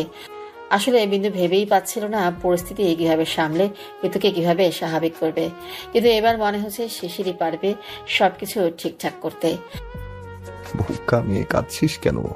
ভাইয়া প্রমিস করছি সবকিছু ঠিক করে দিব। তোর ভালোবাসা পূর্ণতা পাবেই। বিন্দু খুব বিরক্ত মুখে শাড়িটা হাতে নিয়ে দাঁড়িয়ে আছে। একে তো বিন্দু শাড়ি পরতে পারে না, তার উপর আজ 5-5টা বছর পর শাড়ি পরবে। বিন্দু শাড়িটা কোনো রকমে পেঁচিয়ে দাঁড়ালো আয়নার সামনে। কিছুতেই ঠিক করে পড়তে পারছে না। ঠিক তখনই দরজায় কড়া নাড়লো কেউ। বিন্দু বিরক্তি নিয়ে দরজাটা খুলতে অবাক হয়ে দাঁড়িয়ে রইল। দরজার পাশে জাইমা বেগম দাঁড়িয়ে আছে। বিন্দু মাকে দেখে ফ্রিজ হয়ে গেছে। ওর মা তো ওর সাথে ঠিক করে কথাও বলে না, কিন্তু আজ ওর ঘরে হঠাৎ কেন এসেছে এটাই ভেবে কুল পাচ্ছে না বিন্দু। আমাকে দে, আমি পরিয়ে দিচ্ছি। বিন্দু মায়ের কথা শুনে বেশ অবাক হলো। তার চেয়েও বেশি অবাক হলো মায়ের মুখে তুই সম্বোধন শুনে। জাইমা বেগম বিন্দুকে সুন্দর করে শাড়িটা পরিয়ে দিচ্ছে। ঠিক আগের মতো বিন্দুর চোখে পানি ছলছল করছে, কিন্তু এখনো মায়ের উপর একটা চাপ ও অভিমান কাজ করছে। আয়নার সামনে গিয়ে বস, আমি সাজিয়ে দিচ্ছি। আমি পারবো। তুই কি পারবি না? পারবি তা কি জানতে চেয়েছি আমি? তার আগে জাইমা বেগমের সাথে নিয়ে আসা মলমটা হাতে নিয়ে বিন্দুর কাছে এসে বলল, আগে হাতটা দেখি, এতখানি কি করে পুড়লো? ও কিছু না, ঠিক আছে আমি। হ্যাঁ, তা তো দেখেছি। এবার জাইমা বেগম জোর করে বিন্দুর হাতে মলমটা লাগিয়ে দিল। তুমি এসব কেন করছো? মাকে কেন প্রশ্ন করছিস? আমার মেয়ের হাত পুড়ে গেছে, আমি মলম লাগিয়ে দিতে পারি? কাল অব্দি তো আমার মুখে মা ডাক শুনতেও ঘৃণা হতো তোমার, আর আজ? জাইমা বেগম চোখ তুলে মেয়ের দিকে তাকালেন। চোখের পানি টলমল করছে, নিজের মধ্যে অপরাধ বোধ কুড়ে কুড়ে খাচ্ছে, এটা স্পষ্ট। জাইমা বেগম এবার বিন্দুর মাথায় হাত রেখে কাঁপা কাঁপা গলায় বলল, খুব রেগে যাচ্ছিস মায়ের ওপর, তাই না? হয়তো ঘৃণাও হচ্ছে। আমার ওপর রেগে থাকাটা স্বাভাবিক। আমি মা হয়েও যে অন্যায়টা দিনের পর দিন করেছি, সেটা যাতে কোনো ক্ষমা মা কখনো না করে। আমার তো মরে যাওয়া উচিত। এসব কি বলছো তুমি? ঠিকই তো বলছি। জানিস, তোর বাবার সাথে আমার প্রেমের বিয়ে হয়েছিল। অনেক কাঠ খড় পোড়াতে হয়েছে আমাদের। একে অপরকে ভালোবেসেছিলাম। তোর দাদুর মতে বিরুদ্ধে গিয়ে তোর বাবাকে আমি বিয়ে করেছিলাম। তোর মামার বাড়ির লোকেরাও বেশ ক্ষেপেছিল। আমি তাদের একমাত্র বোন, তারা কিছুতেই মেনে নেয়নি, বিশেষ করে তোর নানা ভাই। আমাদের আর্থিক অবস্থা তেমন একটা ভালো ছিল না, আর মূলত আমার বয়স অনেক কম ছিল। তারপরও তোর বাবাও ব্যবসায় যোগ দেয়নি তখন। সব মিলিয়ে সবাই একটু রাগ হয়ে থাকলেও এই বাড়ি থেকে আমি অনেক ভালোবেসে পেয়েছিলাম। তোর দাদু দিদার মতো মাথার ওপর বটবৃক্ষ ছিল। ভাইজান আর ভাবির স্নেহ পেয়েছি। আঞ্জুর মতো ননদ হিসাবে একজন ভালো বন্ধু পেয়েছি। আর সঙ্গে তো তোর বাবার ভালোবাসা ছিলই। আর বাকি সব সুখটুকু আমার কোল জুড়ে এলো যখন তুই পৃথিবীতে এলি। জীবনে এতটা সুখ কুড়িয়েছি যে হঠাৎ করে এত বড় ধাক্কাটা সহ্য করতে পারিনি। তোর বাবার এইভাবে মৃত্যুতে আমার ভেতরটা একদম শেষ হয়ে গেছিল। এতটাই ছন্নছাড়া হয়ে গেছিলাম যে এটাই ভুলতে পারছিলাম না আমার একটা মেয়ে আছে, যে মেয়েটাকে সবচেয়ে কঠিন সময় আমার সামলানোর কথা ছিল। সে মেয়েটাকে প্রতিনিয়ত দূরে ঠেলে দিয়েছি, খারাপ ব্যবহার করেছি, কতটা বাজে বাজে কথা বলেছি তোকে। কখনো কি একটা মা তার মেয়েকে সব বলে? আমার মতো মায়ের কি সত্যিই বেঁচে থাকার অধিকার আছে বল? এই বলে জাইমা বেগম আবারও ফুপিয়ে ওঠে। বিন্দুর চোখেও পানি। জাইমা বেগম নিজেকে সামলে আবারও বলে, আমি তো এটা ভেবেই কুল পাচ্ছি না, ওপরে গিয়ে তোর বাবাকে কি করে মুখ দেখাবো। তোর বাবার পৃথিবী জুড়ে যে তুই ছিলি, খুব আদুরে মেয়ে ছিলি তুই। আর তোকে আমি এতটা কষ্ট দিয়েছি। সবাই আমাকে ক্ষমা করে দিলেও তিনি হয়তো আমাকে ক্ষমা করবে না। আমি আজ তোর কাছে ক্ষমা চাইবো না, কারণ আজ আমার সেই মুখ নেই। তবে তোর কাছে আজ একটা অনুরোধ নিয়ে এসেছি, প্লিজ রাখবি তো? তুমি এভাবে কেন বলছো মা? আর ক্ষমার প্রশ্নই বা কেন আসছে? আমি কিছুই মনে রাখিনি মা। তুমি আগের মতো স্বাভাবিক হয়ে গেছো আমার জন্য, এইটুকুই যথেষ্ট। জাইমা বেগম এক পলকে মেয়ের দিকে তাকিয়ে আছে। কি দিয়ে বানানো এই মেয়ে? এত কিছু পরও বলছে আমি কষ্ট পাইনি, কিছু মনে রাখিনি, এতটা কষ্ট দিয়েছি, এরপরও আমার কথাটাই ভাবছে। জাইমা বেগমের অনুশোচনা আরো তীব্র হলো। অনুতপ্ত ভেতরটা শেষ হয়ে যাচ্ছে। সে কি করে এতটা নিচু মনের হতে পেরেছিল? নিজের সোনার টুকরো মেয়েটাকে কি করে এতটা কষ্ট দিয়েছিল? ভাবতেই বুকটা হু হু করে উঠেছে। জাইমা বেগম আর কিছু না ভেবে মেঘে বুকে জড়িয়ে নিল। মা মেয়ে দুজনেই কাঁদছে। জাইমা বেগম অজস্র চুমুতে ভরিয়ে দিচ্ছে মেয়েকে। বাহির থেকে এই দৃশ্য দেখে তৃপ্তির একটা শ্বাস ফেল শিশির। মা মেয়ের মিলনে সবচাইতে বেশি স্বস্তি যেন শিশির পেয়েছে। তাই তো দিনের পর দিন জাইমা বেগমকে এতটা বুঝিয়েছে শিশির। বাস্তবতাটা চোখের সামনে তুলে ধরেছে। শিশির একটা মুচকি হাসি দিয়ে সেখান থেকে চলে যায়। জাইমা বেগম মেয়েকে ছেড়ে এবার চোখটা মুছে বিন্দুর উদ্দেশ্যে আবারও বলে, আমার একটা কথা রাখবি মা? হ্যাঁ বলো না। শিশিরকে বিয়েটা করতে রাজি হয়ে যা না মা। দেখ, বিন্দু শিশিরকে ভালোবাসি বলেই কিন্তু কথাটা বলছি। একমাত্র শিশিরই পারবে তোকে ভালো রাখতে। আমি জানি না তুই ভালো আছিস, কিন্তু তবুও জীবনে সুখ শান্তি প্রয়োজন আছে। শিশির একমাত্র ব্যক্তি যে তোকে নিঃস্বার্থ ভালোবাসে। তোর প্রতি ওর কেয়ার ভালোবাসা স্পষ্ট বোঝা যায়। ওর শুধু একটাই উদ্দেশ্য, তোকে হ্যাপি রাখা। তোকে হাসি খুশি পূর্ণ একটা লাইফ দেওয়া। আমি জানি না তুই কেন রাজি হচ্ছিস না বা কেন ওর ওপর এতটা রেগে আছিস, কিন্তু এতটা জানিস ভাব, তবুও ও হাল ছাড়ছে না। বিন্দু নিশ্চুপ হয়ে বসে আছে। ওর কিছু বলার নেই। সন্ধ্যার পরপরই গায়ে হলুদের অনুষ্ঠান শুরু হয়ে গেছে। সবাই অনেক হইচই করছে, আনন্দ করছে, নাচ গানে মেতে আছে কাজিনরা। এরই মাঝে শিশির এক দৃষ্টিতে তাকিয়ে আছে তার মেঘবতীর দিকে। কলাপাতা রঙের কাতান শাড়ির সঙ্গে ফুলের গহনা আর হালকা মেকআপে হুড়পুরির চেয়ে কম লাগছে না বিন্দুকে। কোমর ছাড়িয়ে চুলগুলো আজ ছেড়ে রেখেছে। শিশিরের তো আজ এক মারাত্মক নেশা ধরে যাচ্ছে। হঠাৎ করে বিন্দুর চোখ পড়ল শিশিরের দিকে। শিশিরের ঘোর লাগা দৃষ্টি তোলপাড় করে দিচ্ছে বিন্দুর মনটা। শিশিরকেও আজ মারাত্মক রকমের সুন্দর লাগছে। হলুদ রঙের পাঞ্জাবিতে এক সুঠাম দেহে সুদর্শন পুরুষ। এরই মাঝে বিন্দুর চোখ পড়ল আশেপাশে থাকা কিছু মেয়ের উপর। শিশিরের দিকে তাকিয়ে মিটিমিটি হাসছে। এক একজন তো চোখ দিয়ে গিলে খাচ্ছে শিশিরকে। বিন্দু যেন গাটা রিডি করে উঠছে রাগে। কটমট করতে করতে ঋতুর কাছে গিয়ে বলল, এই ঋতু, ওই মেয়েগুলো কারা কারা? কেন চিনতে পারছিস না? আমাদের কিছু ক্লাসমেট আছে, আর বাকিরা হয়তো ওদের বোন হবে। কেন বলতো? আর কি হয়েছে তোর? রাগী মুখ, চোখ লাল রেখেছিস কেন? কিছু না, মেয়েগুলো এক নম্বরে বেহায়া, জীবনে মনে হয় ছেলে মানুষ দেখেনি।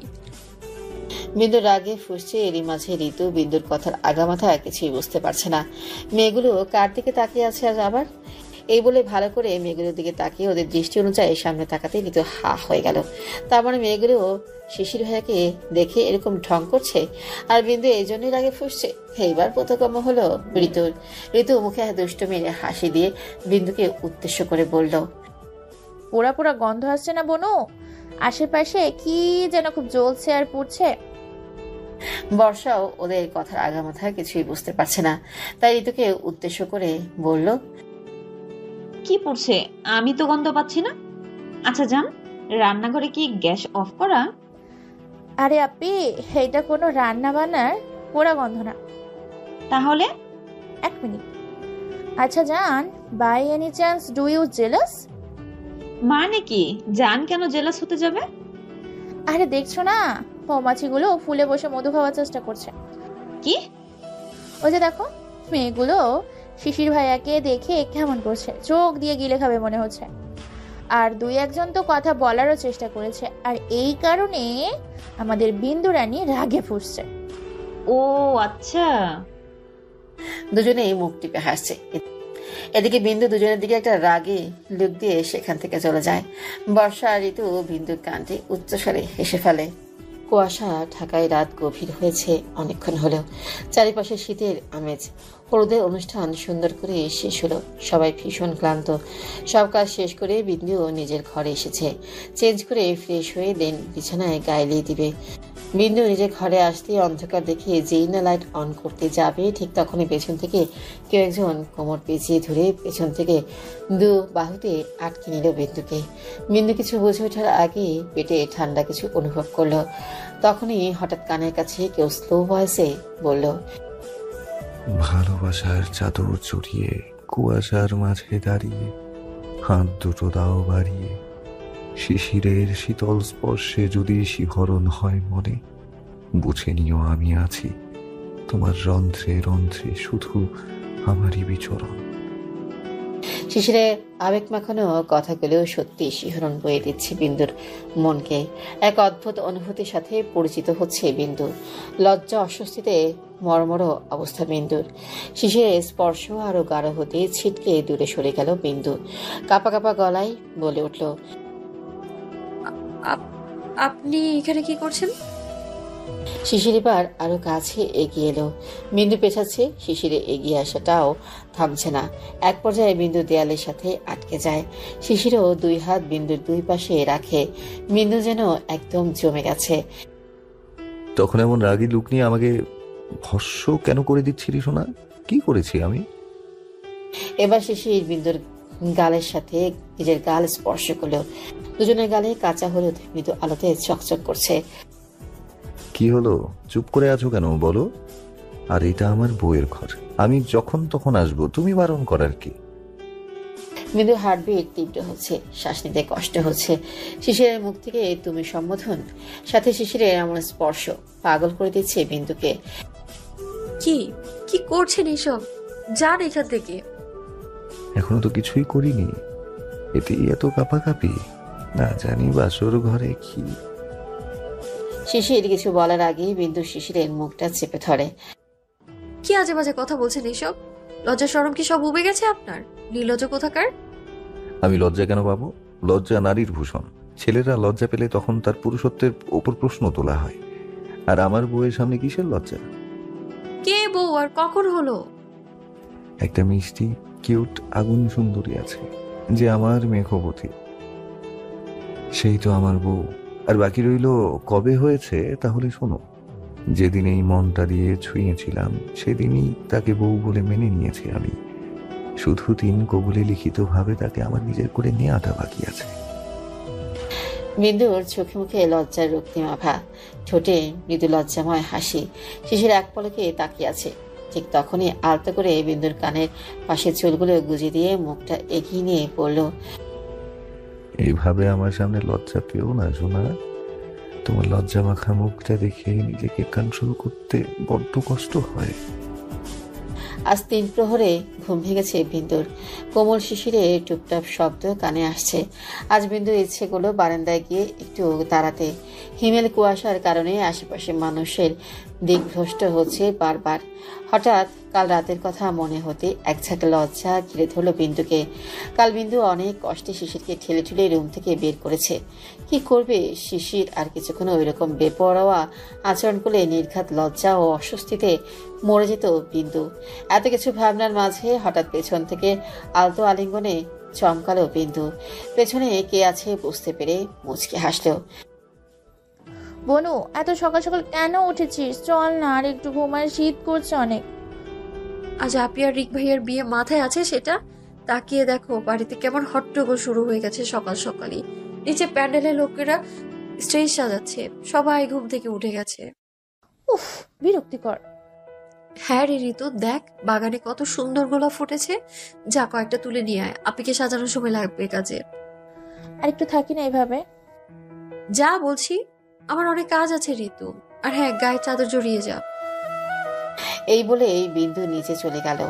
মালি কাকাকে দেখিয়ে দেখিয়ে দিচ্ছে ঋতু। যে ফুলগুলো সবচেয়ে বেশি সুন্দর লাগছে সেগুলি তুলছে। হঠাৎ পেছন থেকে কেউ একজন এসে মৃদু কাশি দিল। মূলত এটা দৃষ্টি আকর্ষণের জন্য। ঋতু পেছনে ঘুরে তাকাতেই দেখলো অভ্র দাঁড়িয়ে আছে। ঋতু অভ্রকে আচমকা এখানে দেখে বেশ অস্বস্তির মধ্যে পড়ে গেল। কারণ ঋতু জানে ও যে অভ্রকে ভালোবাসে, এটা অভ্র জেনে গেছে। কাল সারাদিন অভ্র থেকে পালিয়ে বেরিয়েছে ঋতু।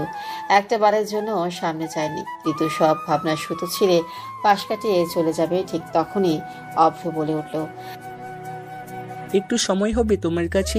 আসলে আমার কিছু কথা বলার ছিল। ছাদে পাশাপাশি দাঁড়িয়ে আছে দুজন। বাতাসের তীব্র হাওয়ায় ঋতুর চুলগুলো এলোমেলো করে দিচ্ছে। ঋতুর দৃষ্টি সামনে থেকে স্থির। একটা বারের জন্য অপরের দিকে তাকাচ্ছে না। হয়তো চোখে চোখ রাখতেও অস্বস্তি হচ্ছে।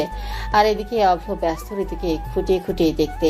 মেয়েটার মধ্যে আজ কোনো চঞ্চলতা নেই, কোনো বাচ্চামো স্বভাবটাও নেই। নেই মুখে লেগে থাকা সেই অমায়িক হাসিটা। কিন্তু ঋতুকে যে এরকম চুপচাপ একদমই মানায় না। আমি জানি না আমি কোথা থেকে শুরু করব। শুধু একটা কথাই জিজ্ঞাসা করতে চাই। আমি জানি না তুমি আমার মধ্যে কি দেখেছো। আমার অতীতটা জেনে, আমার মনোভাব সবটা জেনেও কেন আমার সাথে নিজের জীবনটাকে জড়াতে চাইছো? আমি তো তোমায় কিছুই দিতে পারবো না। আমার মনে যে অন্য কারো বসবাস। ভালোবাসার প্রথম মানেটা যখন বুঝেছি, তখন থেকে একজনকে ভালোবেসে এসেছি। সে আমার জীবনে নেই, সেটা আমার ব্যর্থতা, আমার ভুল। কিন্তু তাই বলে এই না যে তার জায়গাটা আমি অন্য কাউকে দিব। দেখো, তুমি খুব ভালো একটা মেয়ে। তুমি আমার চাইতে হাজারো বেটার কাউকে ডিজার্ভ করো, যে তোমাকে অনেক অনেক ভালোবাসবে, যে একান্ত তোমার নিজের হবে। আর আমি যদি আমার পরিবারের কথা ভেবে তোমায় বিয়ে করি, তাহলে তোমার সাথে বেইমানি করা হবে। কারণ আমি হয়তো তোমায় কোনোদিন স্ত্রীর অধিকার দিতে পারবো না, আর না তোমার চাওয়া পাওয়াগুলো পূরণ করতে পারবো। আমি স্ত্রী শুধু সেদিন আর সেদিনই থাকবে। আমার কাছে ওর অনুপস্থিতিটা মেটার করে না, কারণ আমি ওকে ভালোবাসি, ওর জায়গা অন্য কারোর জন্য নয়। ঋতুর চোখে পানি টলমল করছে, তবুও সে নিজেকে যথেষ্ট সামলিয়ে সামনের দিকে দৃষ্টি রেখেই বলে উঠল, আপনি বললেন না যে আমি আপনার মধ্যে কি দেখেছি, তাহলে শুনুন।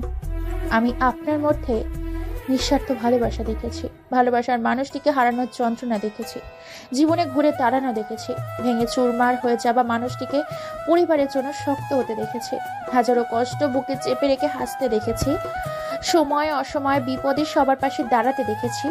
আর আপনাকে ভালোবাসার জন্য এই কারণগুলোই যথেষ্ট। সবাই একটা কথাই ভাবছে, আর আপনিও ভাবছেন। সেটা কি? এই যে আমি শিরিন আপুর জায়গাটা নিতে চাই। আমি কখনোই এটা চাই না।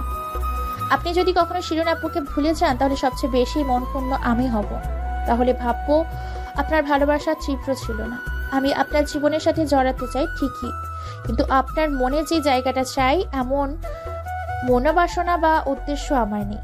আমি তো আপনার পায়ে পা মিলিয়ে চলতে চাই, আপনার সুখ দুঃখ সবটা ভাগ করে নিতে চাই, আপনার ভালো থাকার একটা কারণ হতে চাই, আপনার পরিবারের একজন হতে চাই, জীবনের শেষ দিন পর্যন্ত আপনাকে আঁকড়ে ধরে বাঁচতে চাই, সারা জীবন আপনার বন্ধু হয়ে থাকতে রাজি আছি, কখনো নিজের অধিকারটা চাইবো না। এখন বলতে পারেন আমার এরকম চাওয়া পাওয়ার কারণটা কি? আসলে কারণটা অতি সাধারণ। ভালোবাসার মানুষটিকে নিজের চোখের সামনে দেখবো, এটাই আমার জন্য যথেষ্ট। আর তাছাড়া আপনি তো সবসময় বলেন, সত্যিকারের ভালোবাসতে হলে ভালোবাসার মানুষটিকে স্পর্শ করার প্রয়োজন হয় না, বা পাশে পাওয়ার প্রয়োজন হয় না, সারা জীবন তার থেকে দূরে থেকেও তাকে ভালোবাসা যায়। আর আপনি তো আমার চোখের সামনেই থাকবেন, আমার জন্য তো এটা অনেক বড় সৌভাগ্যের হবে। কথা শেষ করে ঋতু আর এক মুহূর্ত ছাদে দাঁড়ায়নি, পেছনে ফিরে একবারও অভ্রের দিকে তাকায়নি।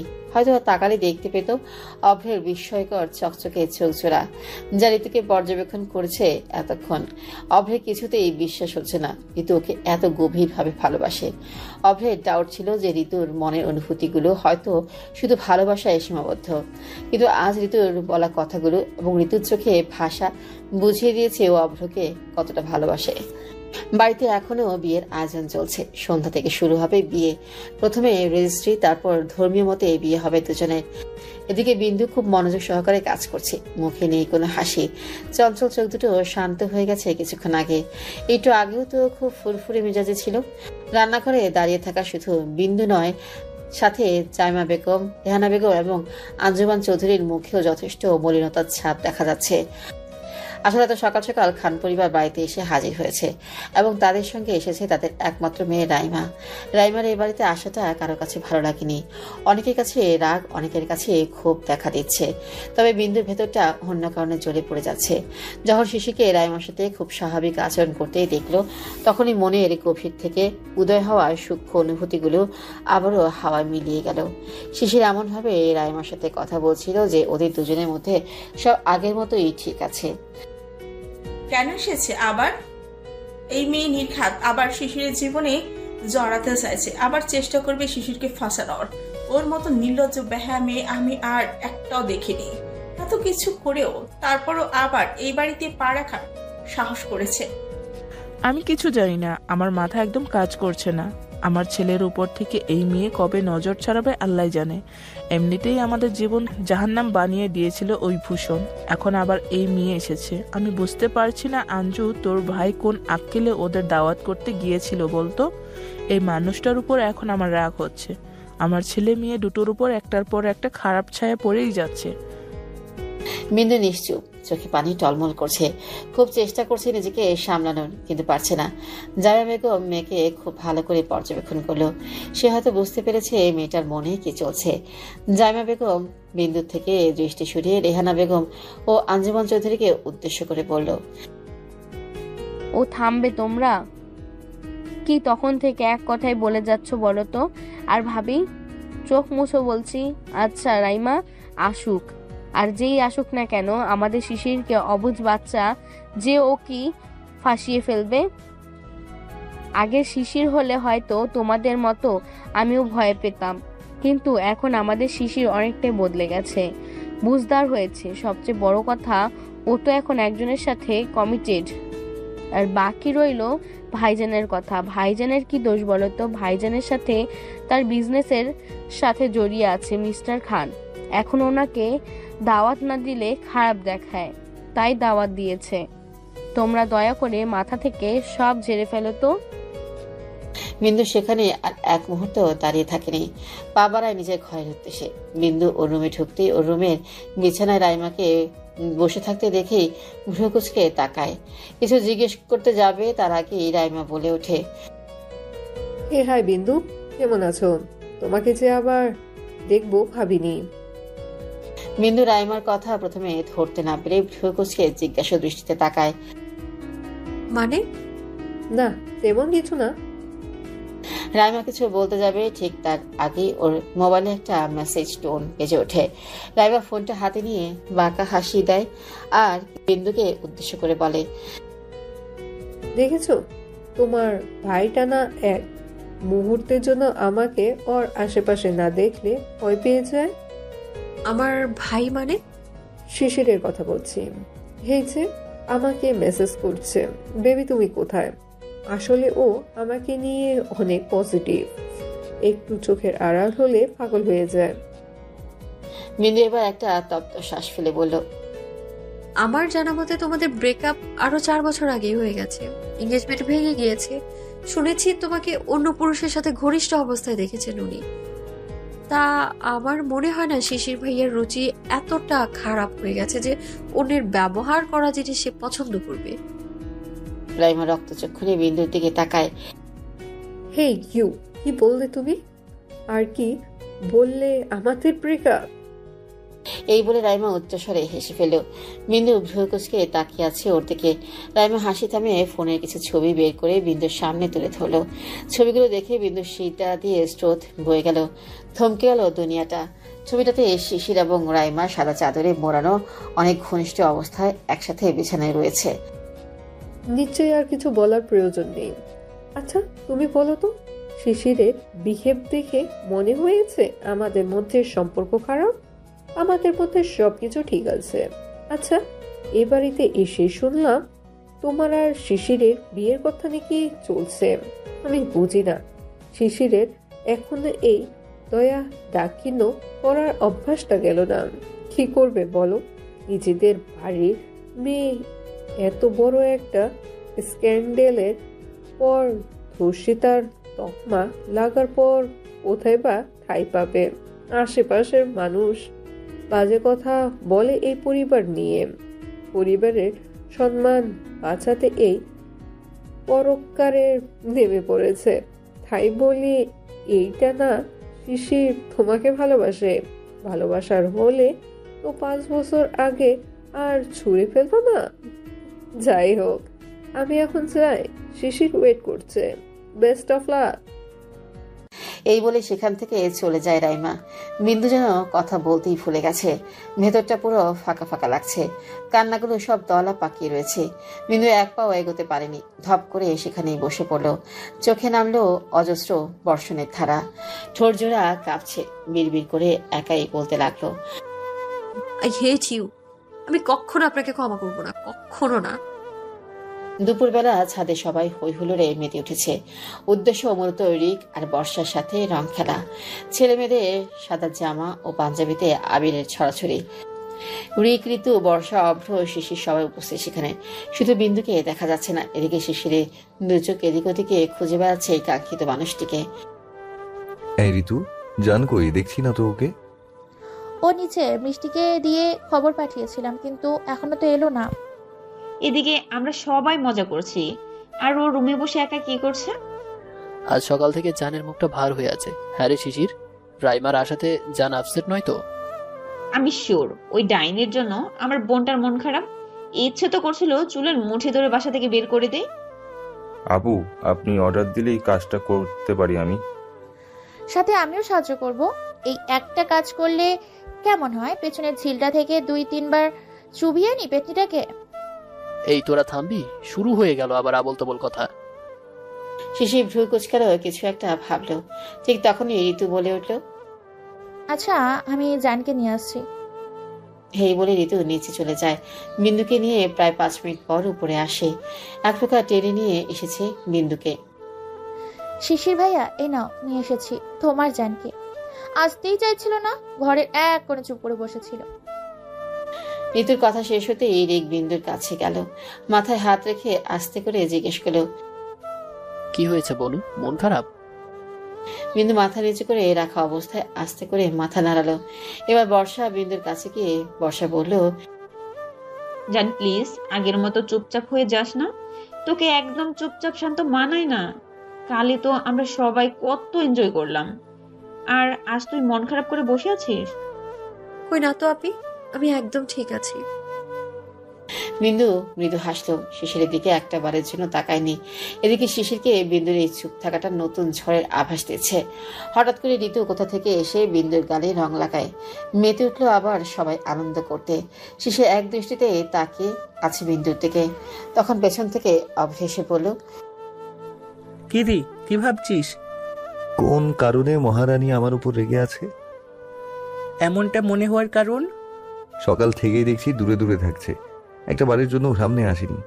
আর ছাদে এসেছে পর থেকেই একবারের জন্য আমার দিকে তাকায়নি, মুখটা মলিন। আমার মনে হয় রাইমার আশাটা বিন্দু ভালো চোখে দেখেনি। আর তুই বা ওই মেয়েকে কেন অ্যালাউ করতে গেলি এই বাড়িতে? তাও আবার এত স্বাভাবিক আচরণ করেছিস ওই মেয়ের সাথে। তোর কি মনে হয় রাইমার সাথে হেসে হেসে কথা বলতে আমার খুব ভালো লাগছে? আরে আমার ওর উপস্থিতিটাও সহ্য হচ্ছে না। তাহলে? অভ্র, তুই জানিস আমি কোনো কিছু না ভেবে করি না।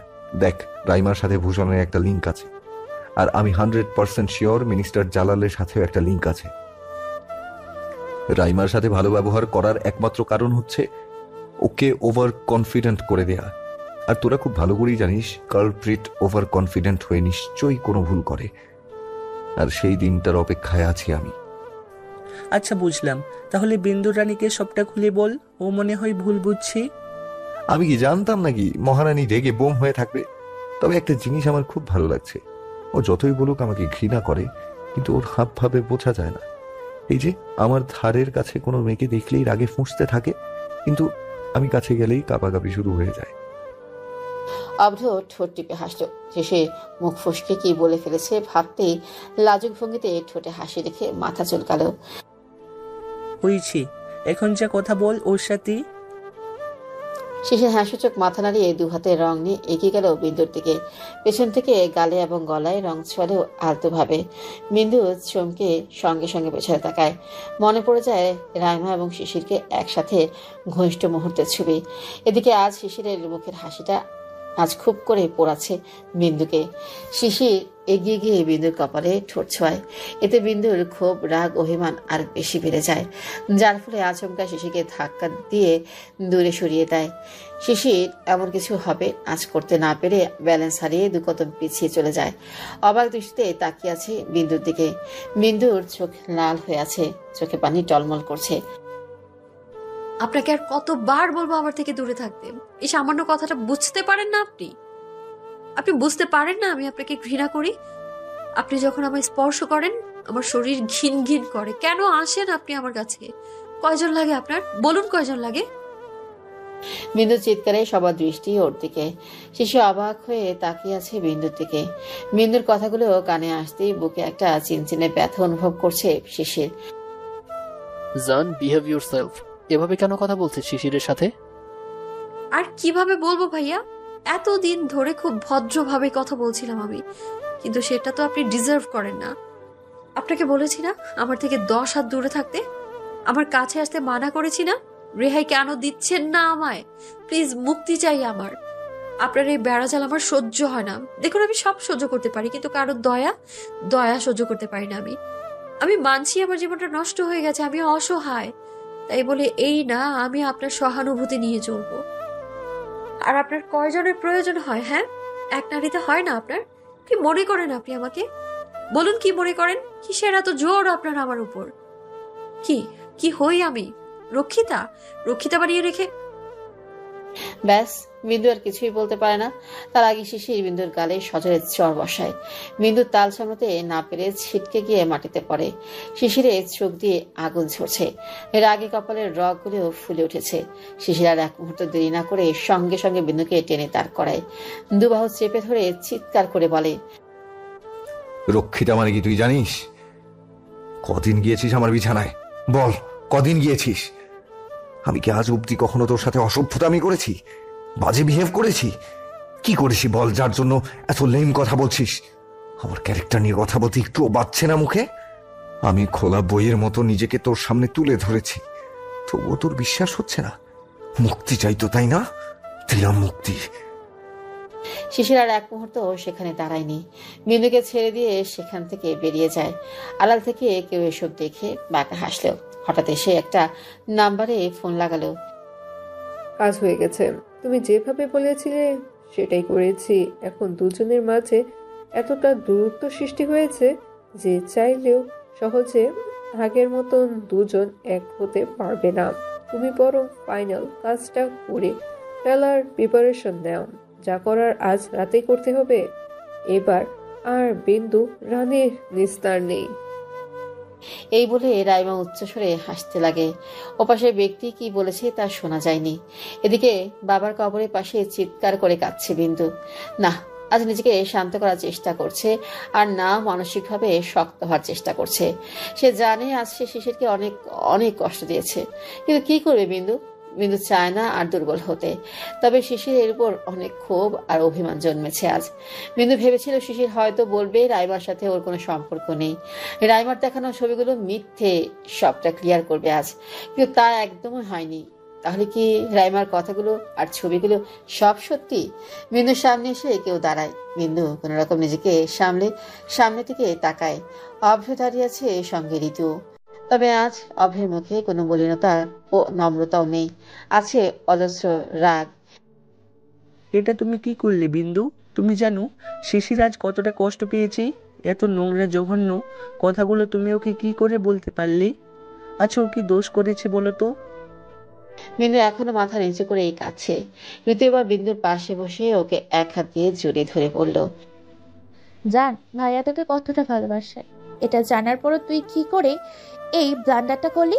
দেখ, আমি মানছি তুই ভাইয়াকে প্রথম থেকে ভালোবাসতি, কিন্তু ভাইয়া তোকে কখনো ওই চোখে দেখেনি। এর মধ্যে অনেক কিছু হয়ে গেছে। ভাইয়া ভুল করেছে, তোকে ভুল বুঝেছে, কিন্তু ভাইয়া যেদিন চলে যাবে সেদিন ভাইয়ার চোখে মুখে দেখেছিলাম অজস্র কষ্টের ছাপ। আর সেদিন একটা জিনিস সবাই লক্ষ্য করেছে, সবার থেকে দূরে যাওয়া ভাইয়ার কষ্ট নয়, ভাইয়ার কষ্ট ছিল তোকে এই অবস্থায় রেখে যাওয়া, তোর থেকে দূরে যাওয়া। আমরা তখন এসব পাত্তা না দিলেও এখন বুঝতে পারি।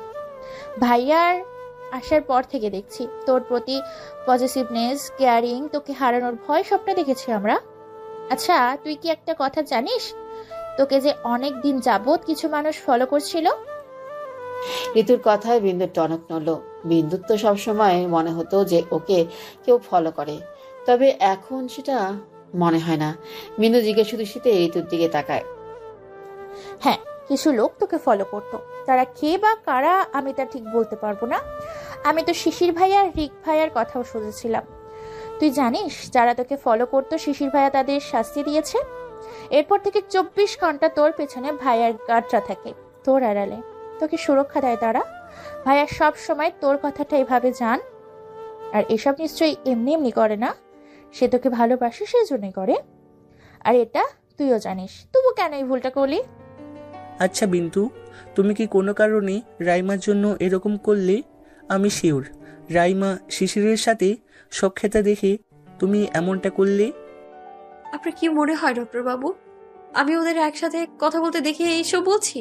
আরে আমি তো ওদের একসাথে এত কাছাকাছি দেখেও বিশ্বাস করিনি প্রথমে, কিন্তু নিজের কানে যা শুনেছি তা কি করে অবিশ্বাস করি? মানে? বিন্দু রাইমার বলা সব কথাগুলি বলল। শিশির আর রাইমার ছবির কথাটাও বলল অভ্র আর ঋতুকে। দুজনেই অবাক। একটা ছবি দেখে তুমি এসব ভেবে নিলে? আরে আজকাল এগুলা এডিট করা যায়, এগুলা বানানো যায়। তুমি একটা বুদ্ধিমতী মেয়ে হয়েও কি করে এরকম ভুল করলে বলো তো? আপনার কি মনে হয় আমি এডিট সম্পর্কে কিছুই জানি না? আমি ছবিগুলো একদম বিশ্বাস করিনি। আর সেই জন্য রাইমার বলা কথাগুলো সব বলতে ওনার ঘরে গিয়েছিলাম, আর সেখানে গিয়ে শুনি উনি রাইমাকে বলছে। বিন্দু এটুকু বলে আবারও ফুপিয়ে ওঠে। আসলে বিন্দু সকালে শিশিরের ঘরে যেতে রাইমা শিশিরকে একসাথে দেখে। রাইমা শিশিরকে জড়িয়ে ধরেছিল, আর শিশির বলছিল, তুমি কেন এত ভয় পাচ্ছ বলো তো? আমি তো তোমার ছিলাম, তোমারই আছি, আমাদের কেউ আলাদা করতে পারবে না। আর বাকি রইল জানার কথা। জানোই তো আমার কাছে আমার ফ্যামিলি কি। আমি তাদের কথা কিছুতেই ফেলতে পারবো না। আমি ওকে না বিয়ে করলে ওকে আর কেউ বিয়ে করবে না। সারা জীবন সবাই ওকে বাঁকা চোখেই দেখে যাবে। তাই সবাই চায় আমি ওকে বিয়ে করি। এজন্যই আমার আর ওর বিয়ের কথাটা চলছে। তুমি খুব ভালো করেই জানো আমার মনে তুমি ছাড়া আর কেউ নেই, আর আসতে পারবে না। বিন্দু এসব কিছু শিশিরের মুখ থেকে শুনে থমকে গিয়েছিল। ও দুনিয়াটা নিমিষেই ওলটপালট হয়ে গিয়েছে। ও বুঝতে পারেনি শিশির এইভাবে ওকে করুণা করছে। এদিকে বিন্দুর মুখ থেকে অভ্র আর ঋতু সবটা শুনে হতবাক হয়ে গেল। কি বলবে কিছুই বুঝতে পারছে না। অভ্র সত্যিটা জানে শিশির যে রাইমার সাথে অভিনয় করছিল ওর বিশ্বাস অর্জন করার জন্য। সেটা অভ্র আগে থেকেই জানে, কিন্তু এটা বিন্দুকে কি করে বোঝাবে? বিন্দু রানী, আমরা নিজের চোখে সবসময় যা দেখি, যা শুনি, তা কিন্তু অনেক সময় ভুল হয়। তুমি হয়তো বা দেখেছো, যা শুনেছো তার মধ্যে অন্য কোনো সত্যতা আছে। একটু সবুর করো, দেখবে সব তোমার সামনে পরিষ্কার হয়ে গেছে। আপনি কিসের কথা বলছেন ডক্টর বাবু? আমি শুধু এটুকুই বলতে চাচ্ছি, তুমি অন্তত শিশিরকে ভুল বোঝো না। ও যা করেছে তার পেছনে নিশ্চয়ই কোনো কারণ আছে। বিন্দু অবাক হয়ে অভ্রের দিকে তাকায়। সত্যি কি সে শিশিরকে ভুল বুঝছে? যদি কোনো কারণ থেকেই থাকে তাহলে আমার থেকে কেন এত লুকোচুরি? সেটা সময় হলেই হয়তো সবটা সামনে আসবে। যাই হোক, বাড়ি চলো। সবাই চিন্তা করছে তোমার জন্য। এবার বাড়ি গিয়েও সবাইকে বুঝিয়ে বলতে হবে। যাও, গাড়িতে গিয়ে বসো। বিন্দু গাড়ির দিকে এগিয়ে যায়। অভ্র পেছন পেছন যায়। হঠাৎ অভ্র খেয়াল করে সাথে ঋতু নেই। আশেপাশে তাকাতেই দেখে ঋতু শিরিনের কবরের সামনে দাঁড়িয়ে মোনাজাত করছে। অভ্র অবাক হয়ে তাকিয়ে থাকে ঋতুর দিকে। ঋতু মোনাজাত শেষ করে অভ্রের দিকে এগিয়ে এসে বলে, যান, গাড়িতে গিয়ে বসেন, চলেন। ঋতু, জি। সারা জীবন থাকবে আমার পাশে, আমার বউ হয়ে। ঋতু অভ্রের কথা শুনে চমকে তাকায় অভ্রের দিকে।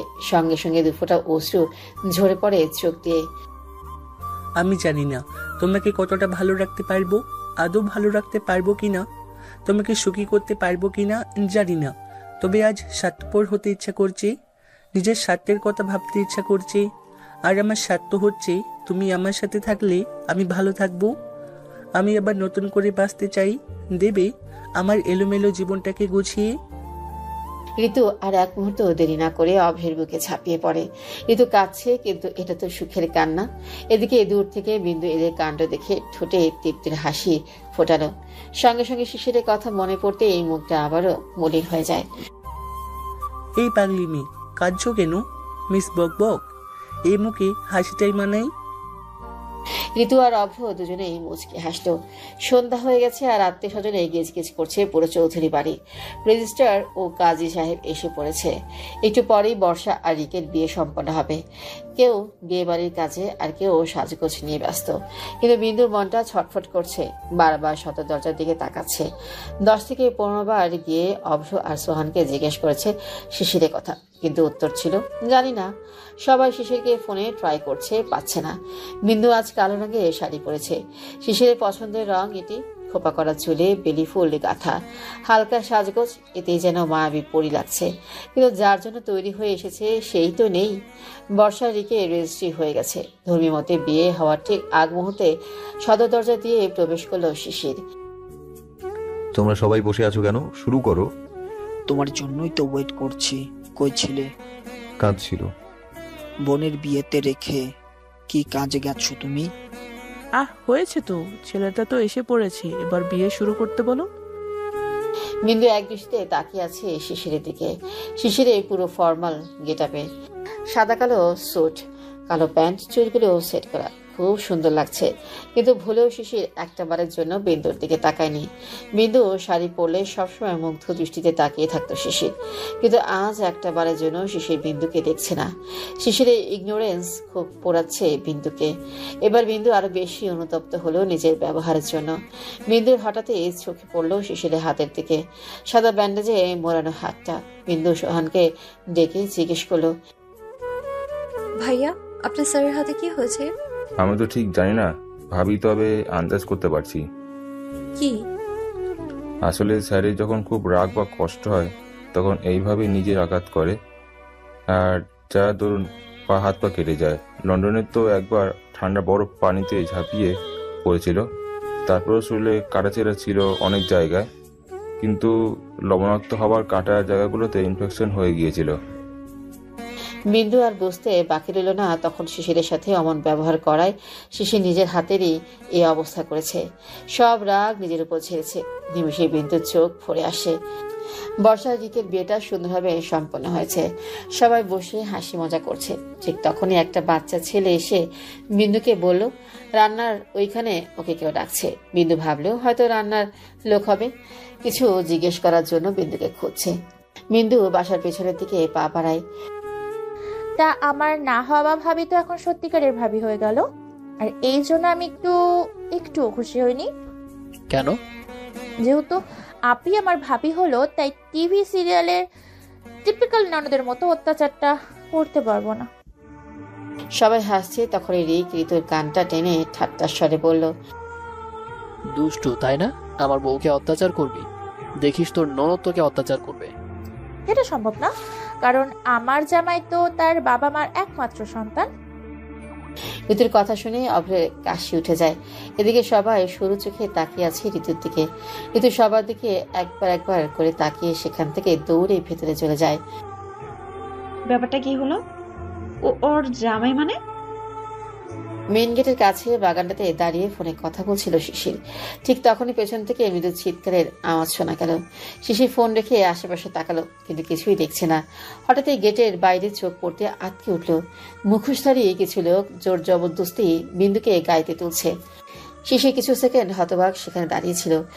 তারপর শিশির জোরে দৌড় দিল গাড়িটির দিকে, কিন্তু তার আগে গাড়িটি বেরিয়ে গেছে। শিশির অনেক দূর গাড়িটার পেছনে দৌড়ে গিয়েছে, কেউ ধরতে পারেনি। গাড়ি থেকে একজন লোক একটা কাগজ তলা পাকিয়ে শিশিরের দিকে ছুঁড়ে মেরেছিল। শিশির সেই কাগজটা তুলতেই সেখানে লেখাটা দেখল, তো শিশির চৌধুরী, তোমার এখন কেমন ফিল হচ্ছে? নিয়ে তো গেলাম তোমার রানীকে, চিন্তা করো না, খুব সুন্দরভাবে আদর যত্ন করব, তারপর একটু খেলবো, তারপর আবার তোমার কাছে দিয়ে যাব। আচ্ছা, তখন তোমার রানীকে তোমার মনে ধরবো তো? কি করব বলো? অনেক দিনের ইচ্ছা ছিল তোমার হবু বউকে একটু ছুঁয়ে দেখার, তাই আজকে আর সুযোগটা হাতছাড়া করলাম না। আর চাইলেও তুমি আসতে পারো, নিজের চোখেই না হয় লাইভ টেলিকাস্ট দেখলে। চিঠিটা একটা ঠিকানা লেখা। চিঠিটা পড়তেই জল শক্ত হয়ে গেল শিশিরের। যে হাত দিয়ে আমার কলিজাটাকে স্পর্শ করেছিস, সে হাত টুকরো টুকরো করে ফেলবো আমি। বাড়ির ভেতরে এসে সোহানকে চিৎকার করে ডাকতে লাগলো শিশির। শিশির এরকম বিধ্বস্ত অবস্থা দেখে আটকে উঠলো সবাই। কি হয়েছে বাবা, এমন করছিস কেন? স্যার, কোনো প্রবলেম হয়েছে? শিশির এবার গর্জে উঠলো, সোহানের কলার চেপে ধরে চিৎকার করে বলল, কই থাকিস তোরা? এতগুলো গার্ড থাকতেও তবু এরকম কেন হলো? বাহিরের মানুষ কিভাবে ভেতরে এলো? মেইন গেটে আমি বেশি পাহারাদার রাখতে বলেছিলাম, কিন্তু মেইন গেটে কেউ ছিল না। একটা জলজ্যান্ত মানুষকে নিয়ে চলে গেল, এটা কারো চোখে পড়লো না? তোদের কেন রাখা হয়েছে? ওয়াই? শিশিরের চিৎকারে থমথম করছে চৌধুরী বাড়ি। শিশিরের এমন বিহেভ দেখে সবাই ভয় তটস্থ হয়ে আছে। অভ্র এবার এগিয়ে এসে শিশিরের কাছ থেকে সোহানকে ছাড়ালো। কি করছিস তুই? শান্ত হো, কি হয়েছে খুলে বল। শিশির, কি হয়েছে? এমন করছো কেন? আনোয়ার সাহেব যেন সেদিন রাতের শিশিরকে দেখছে। চেহারায় হিংস্র ভাব, গলার আওয়াজ ভারী। সেদিনের মতো শিশির এবার সোফায় গিয়ে ধপ করে বসে পড়ল। চোখে মুখে অজস্র হতাশা, চোখের কোণে পানি চিকচিক করছে। রেহানা বেগমের চোখ এড়ায়নি সেটা। ছেলের পাশে গিয়ে মাথায় আলতো ভাবে হাত বুলিয়ে জিজ্ঞেস করলো, কি হয়েছে আব্বু, এমন কেন করছো? শিশির মায়ের দিকে তাকে করুণ কণ্ঠে বলল, ওরা জানকে নিয়ে গেছে মা, আমি আটকাতে পারিনি, আমার চোখের সামনেই। শিশির রেহানা বেগমের বুকে মুখ গুজে ফুপিয়ে উঠল। শিশিরের মুখে বিন্দুর কথা শুনে সবাই আটকে উঠল। আনোয়ার সাহেব শিশিরের কাছে এসে ছেলেকে সামলে পুনরায় জিজ্ঞেস করলো, আব্বু শান্ত হও, কি হয়েছে আমাদের জানের? আর জানোই বা কোথায়? আমি লনে দাঁড়িয়ে ফোনে কথা বলছিলাম, হঠাৎ কোথাও থেকে মৃদু চিৎকারের আওয়াজ শুনতে পেলাম। আশেপাশে খুঁজলাম কিন্তু কেউ ছিল না। তখনই গেটের বাইরে চোখ পড়তেই দেখি 4-5 জন লোক মিলে জানকে একটা গাড়িতে তুলছে। আমি কিছু না ভেবে গাড়িটার পিছনে ছুটলাম, কিন্তু ধরতে পারিনি। নিমেষেই চোখের আড়াল হয়ে গেল। শিশিরের মুখে পুরো বিশ্লেষণ শুনে সকলের মুখে আতঙ্কের ছাপ। জাইমা বেগম তো রীতিমতো আর্তনাদ করছে। রেহানা বেগমের পাগল প্রায় অবস্থা। আনোয়ার সাহেব বসে পড়েছেন সোফায়। ঋতু বর্ষার সবাই কাছে। সবচেয়ে বড় কথা যে সবসময় সকল কঠিন সময় স্ট্রং থাকে, সেই আজই দুর্বল হয়ে পড়েছে। শিশিরেই বা কি করবে? সবাইকেই সান্ত্বনা বা আশ্বাস দেওয়ার মতো শক্তিটুকু আজও নেই। তখন রিক আর অভ্র শিশিরের কাছে গিয়ে বলে, শিশির, আজ অব্দি তুই কোনো কিছুতে কখনো ভেঙে পড়িসনি, কিন্তু আজ কেন এভাবে ভেঙে পড়ছিস? দেখ, একদম চিন্তা করবি না, আমাদের কোনো কিচ্ছু হবে না। শিশির, সময় নষ্ট করার কোনো মানেই হয় না। চল, বিন্দু রানীকে খুঁজতে হবে আমাদের। আর তাছাড়া আমরা তো খুব ভালো করেই জানি এই কাজটা কে বা কারা করেছে। তাহলে কেন দেরি করছি? চল। এবার বর্ষা আর ঋতু কাঁদতে কাঁদতে শিশিরের পায়ের কাছে বসলো। ভাইয়া প্লিজ, তুমি আমাদের জানকে গিয়ে নিয়ে এসো।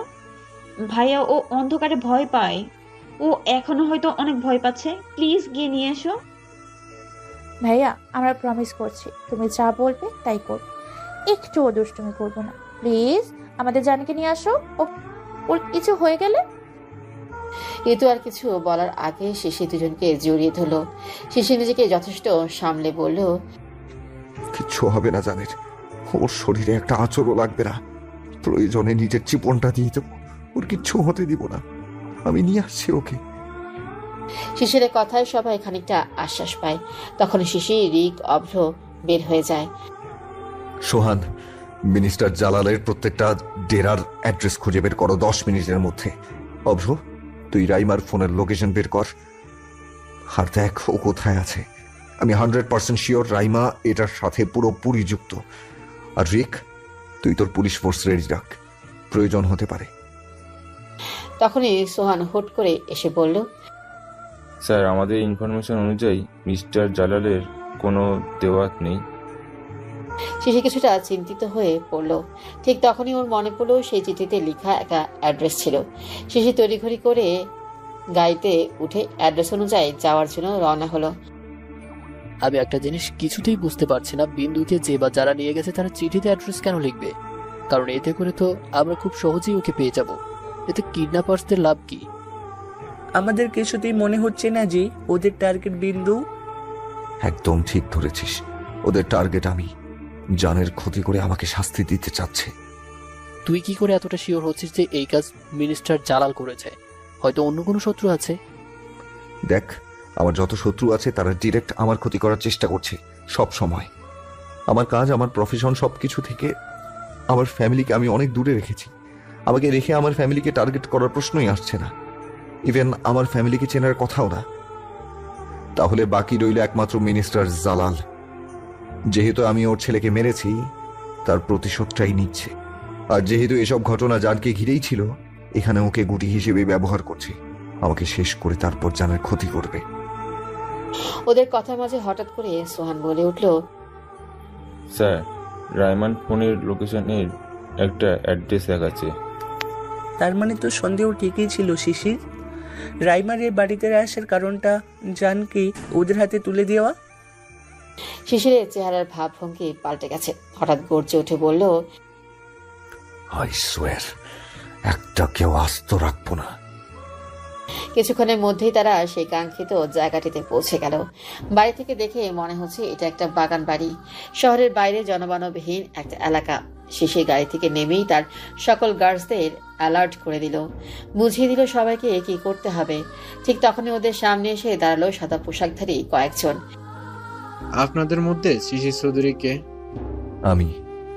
আপনি শুধু ভিতরে যেতে পারেন, অন্য কাউকে অ্যালাউ করা যাবে না। শিশির আলতোভাবে মাথা নাড়ালো। এমন কিছু হবে এটা ও আগে থেকেই জানতো। শিশির অভ্র আর রিককে চোখের ইশারায় কিছু বুঝিয়ে ওই সাদা পোশাকধারী এই লোকগুলোর সাথে ভেতরে যায়। বাড়ির লনের সামনে অনেক গার্ডস। সেখানে পুল সাইডে গার্ডেনে মিনিস্টার জালাল বসে বসে মদ গিলছে। শিশির নিজেকে অনেক কষ্টে কন্ট্রোল করছে, কিন্তু পারছে না। আর একটা বারবার মাথা চাড়া দিয়ে উঠছে। তবুও নিজেকে যথেষ্ট সামলে মিনিস্টার জালালের উদ্দেশ্যে বলল, বিন্দু কোথায়? ওকে এখানে কেন নিয়ে এসেছেন? আরে শিশির চৌধুরী যে, আমি তো ভাবতেই পারিনি আপনি আমার এখানে পায়ের ধুলো দিবেন। তা কি মনে করে? দেখুন, আমি কোনো ঝামেলা চাই না। সোজাসুজি বলছি, বিন্দু কোথায়, ওকে নিয়ে আসুন। আপনার সাথে যাই হোক না কেন সেটা আমার সঙ্গে। বিন্দুর এখানে কোনো ভূমিকা নেই। তোমার দুর্বলতায় বুঝে আঘাত করে ফেলেছি শিশির। পেছন থেকে কারো কথা শুনে ঘুরে দাঁড়ায় শিশির। সামনে মানুষটিকে দেখে চমকে ওঠে। বিন্দু পরিমাণও আশা করেনি সামনের এই মানুষটিকে দেখতে পাবে। ভূষণ তুই? ভূষণ এবার উচ্চস্বরে হেসে ফেলে। সঙ্গে থাকা রাইমাও হাসছে। কিরে, কি ভেবেছিলি মরে গেছি? তোকে শেষ না করা অবধি এত তাড়াতাড়ি মরতে পারি আমি? আর তাছাড়া তোর বিন্দুর সাথে তো কিছু করা হলো না এখনো। তবে যাই বলিস, এই 5 বছরে আরো সুন্দর হয়ে গেছে ওর চোখ, মুখ, শরীর। ভূষণ আর কিছু বলার আগেই শিশির নাক বরাবর খুশি মারল। ভূষণ খানিকটা পিছিয়ে গেল। তখনই ভূষণের সব লোক শিশিরের দিকে বন্দুক তাক করলো। ভূষণের মুখে শয়তানি হাসি। আরে থাম থাম, এত সহজে তোকে মারবো না। আরো অনেক হিসাব নিকাশ বাকি আছে। তার আগে তোরা ওর প্রাণ ভোমরাকে নিয়ে আয়। ওর চোখের সামনে ওর প্রাণ ভোমরার সাথে একটু ফুর্তি করবো আর কি। শিশিরের চোয়াল শক্ত হয়ে আছে, হাত মুষ্টিবদ্ধ করে রেখেছে। ঠিক তখনই 2 জন লোক বিন্দুকে নিয়ে এলো। বিন্দু হাত ও মুখ বাঁধা, করুণ দৃষ্টিতে তাকিয়ে আছে শিশিরের দিকে। শিশিরেরও বিন্দুকে দেখে মনটা একটু হলেও শান্ত হলো। বিন্দু ছটফট করছে শিশিরের কাছে যাওয়ার জন্য। এত তারা কিসের সোনা? তুমি চাইলেও তো তোমার শিশিরের কাছে যেতে পারবে না। আচ্ছা, একটা কথা বলো তো, ওর মধ্যে এমন কি দেখেছো যে 24 ঘন্টা ওর জন্য ছটফট করে বেড়াও? আমাদের দিকেও তো একটু তাকাতে পারো। এই বলে বিন্দুকে কাছে টেনে নিল ভূষণ। বিন্দু পারছে না নিজেকে ছাড়াতে, ছটফট করে যাচ্ছে ভূষণের বাহু থেকে ছুটে যাওয়ার জন্য। মনের বাচ্চা, ওকে ছেড়ে দে। ওর গায়ে স্পর্শ করার চিন্তাও করবি না। সেদিন তোর যে অবস্থা করেছিলাম তার চেয়েও আজকে করুণ অবস্থা করব। ঠিক তখনই ভূষণ শিশিরের বুক বরাবর লাথি মারে, আর শিশির ছিটকে মাটিতে পড়ে যায়। তোমার প্রাণ ভোমরা আমার হাতের মুঠোয়, আর এখনো তোর তেজ কমেনি। দেখ, আমি বারবার বলছি আমার সাথে যা খুশি করার কর, আমি কিচ্ছু বলবো না। কিন্তু ওর সাথে খারাপ কিছু করার চিন্তাও করবি না। তোর শত্রুতা আমার সাথে, তাই তো? মেরে ফেল আমাকে, কিন্তু ওকে ছেড়ে দে। ভূষণ শিশিরের কোনো কথাই শুনেনি, শিশিরকে এলো পাথারেই মারছে। এদিকে বিন্দু পাগলের মতো ছটফট করছে। হঠাৎ তখনই একটা স্পাইনার এসে মিনিস্টার জালালের বুকে গিয়ে লাগে। মিনিস্টার জালালের চিৎকারে থমকে যায় সবাই। ভূষণ বাবা বলে চিৎকার করেই জালালের সামনে গিয়ে তাকে জড়িয়ে ধরে। কিছু বলার আগেই জালালের মৃত্যু হয়।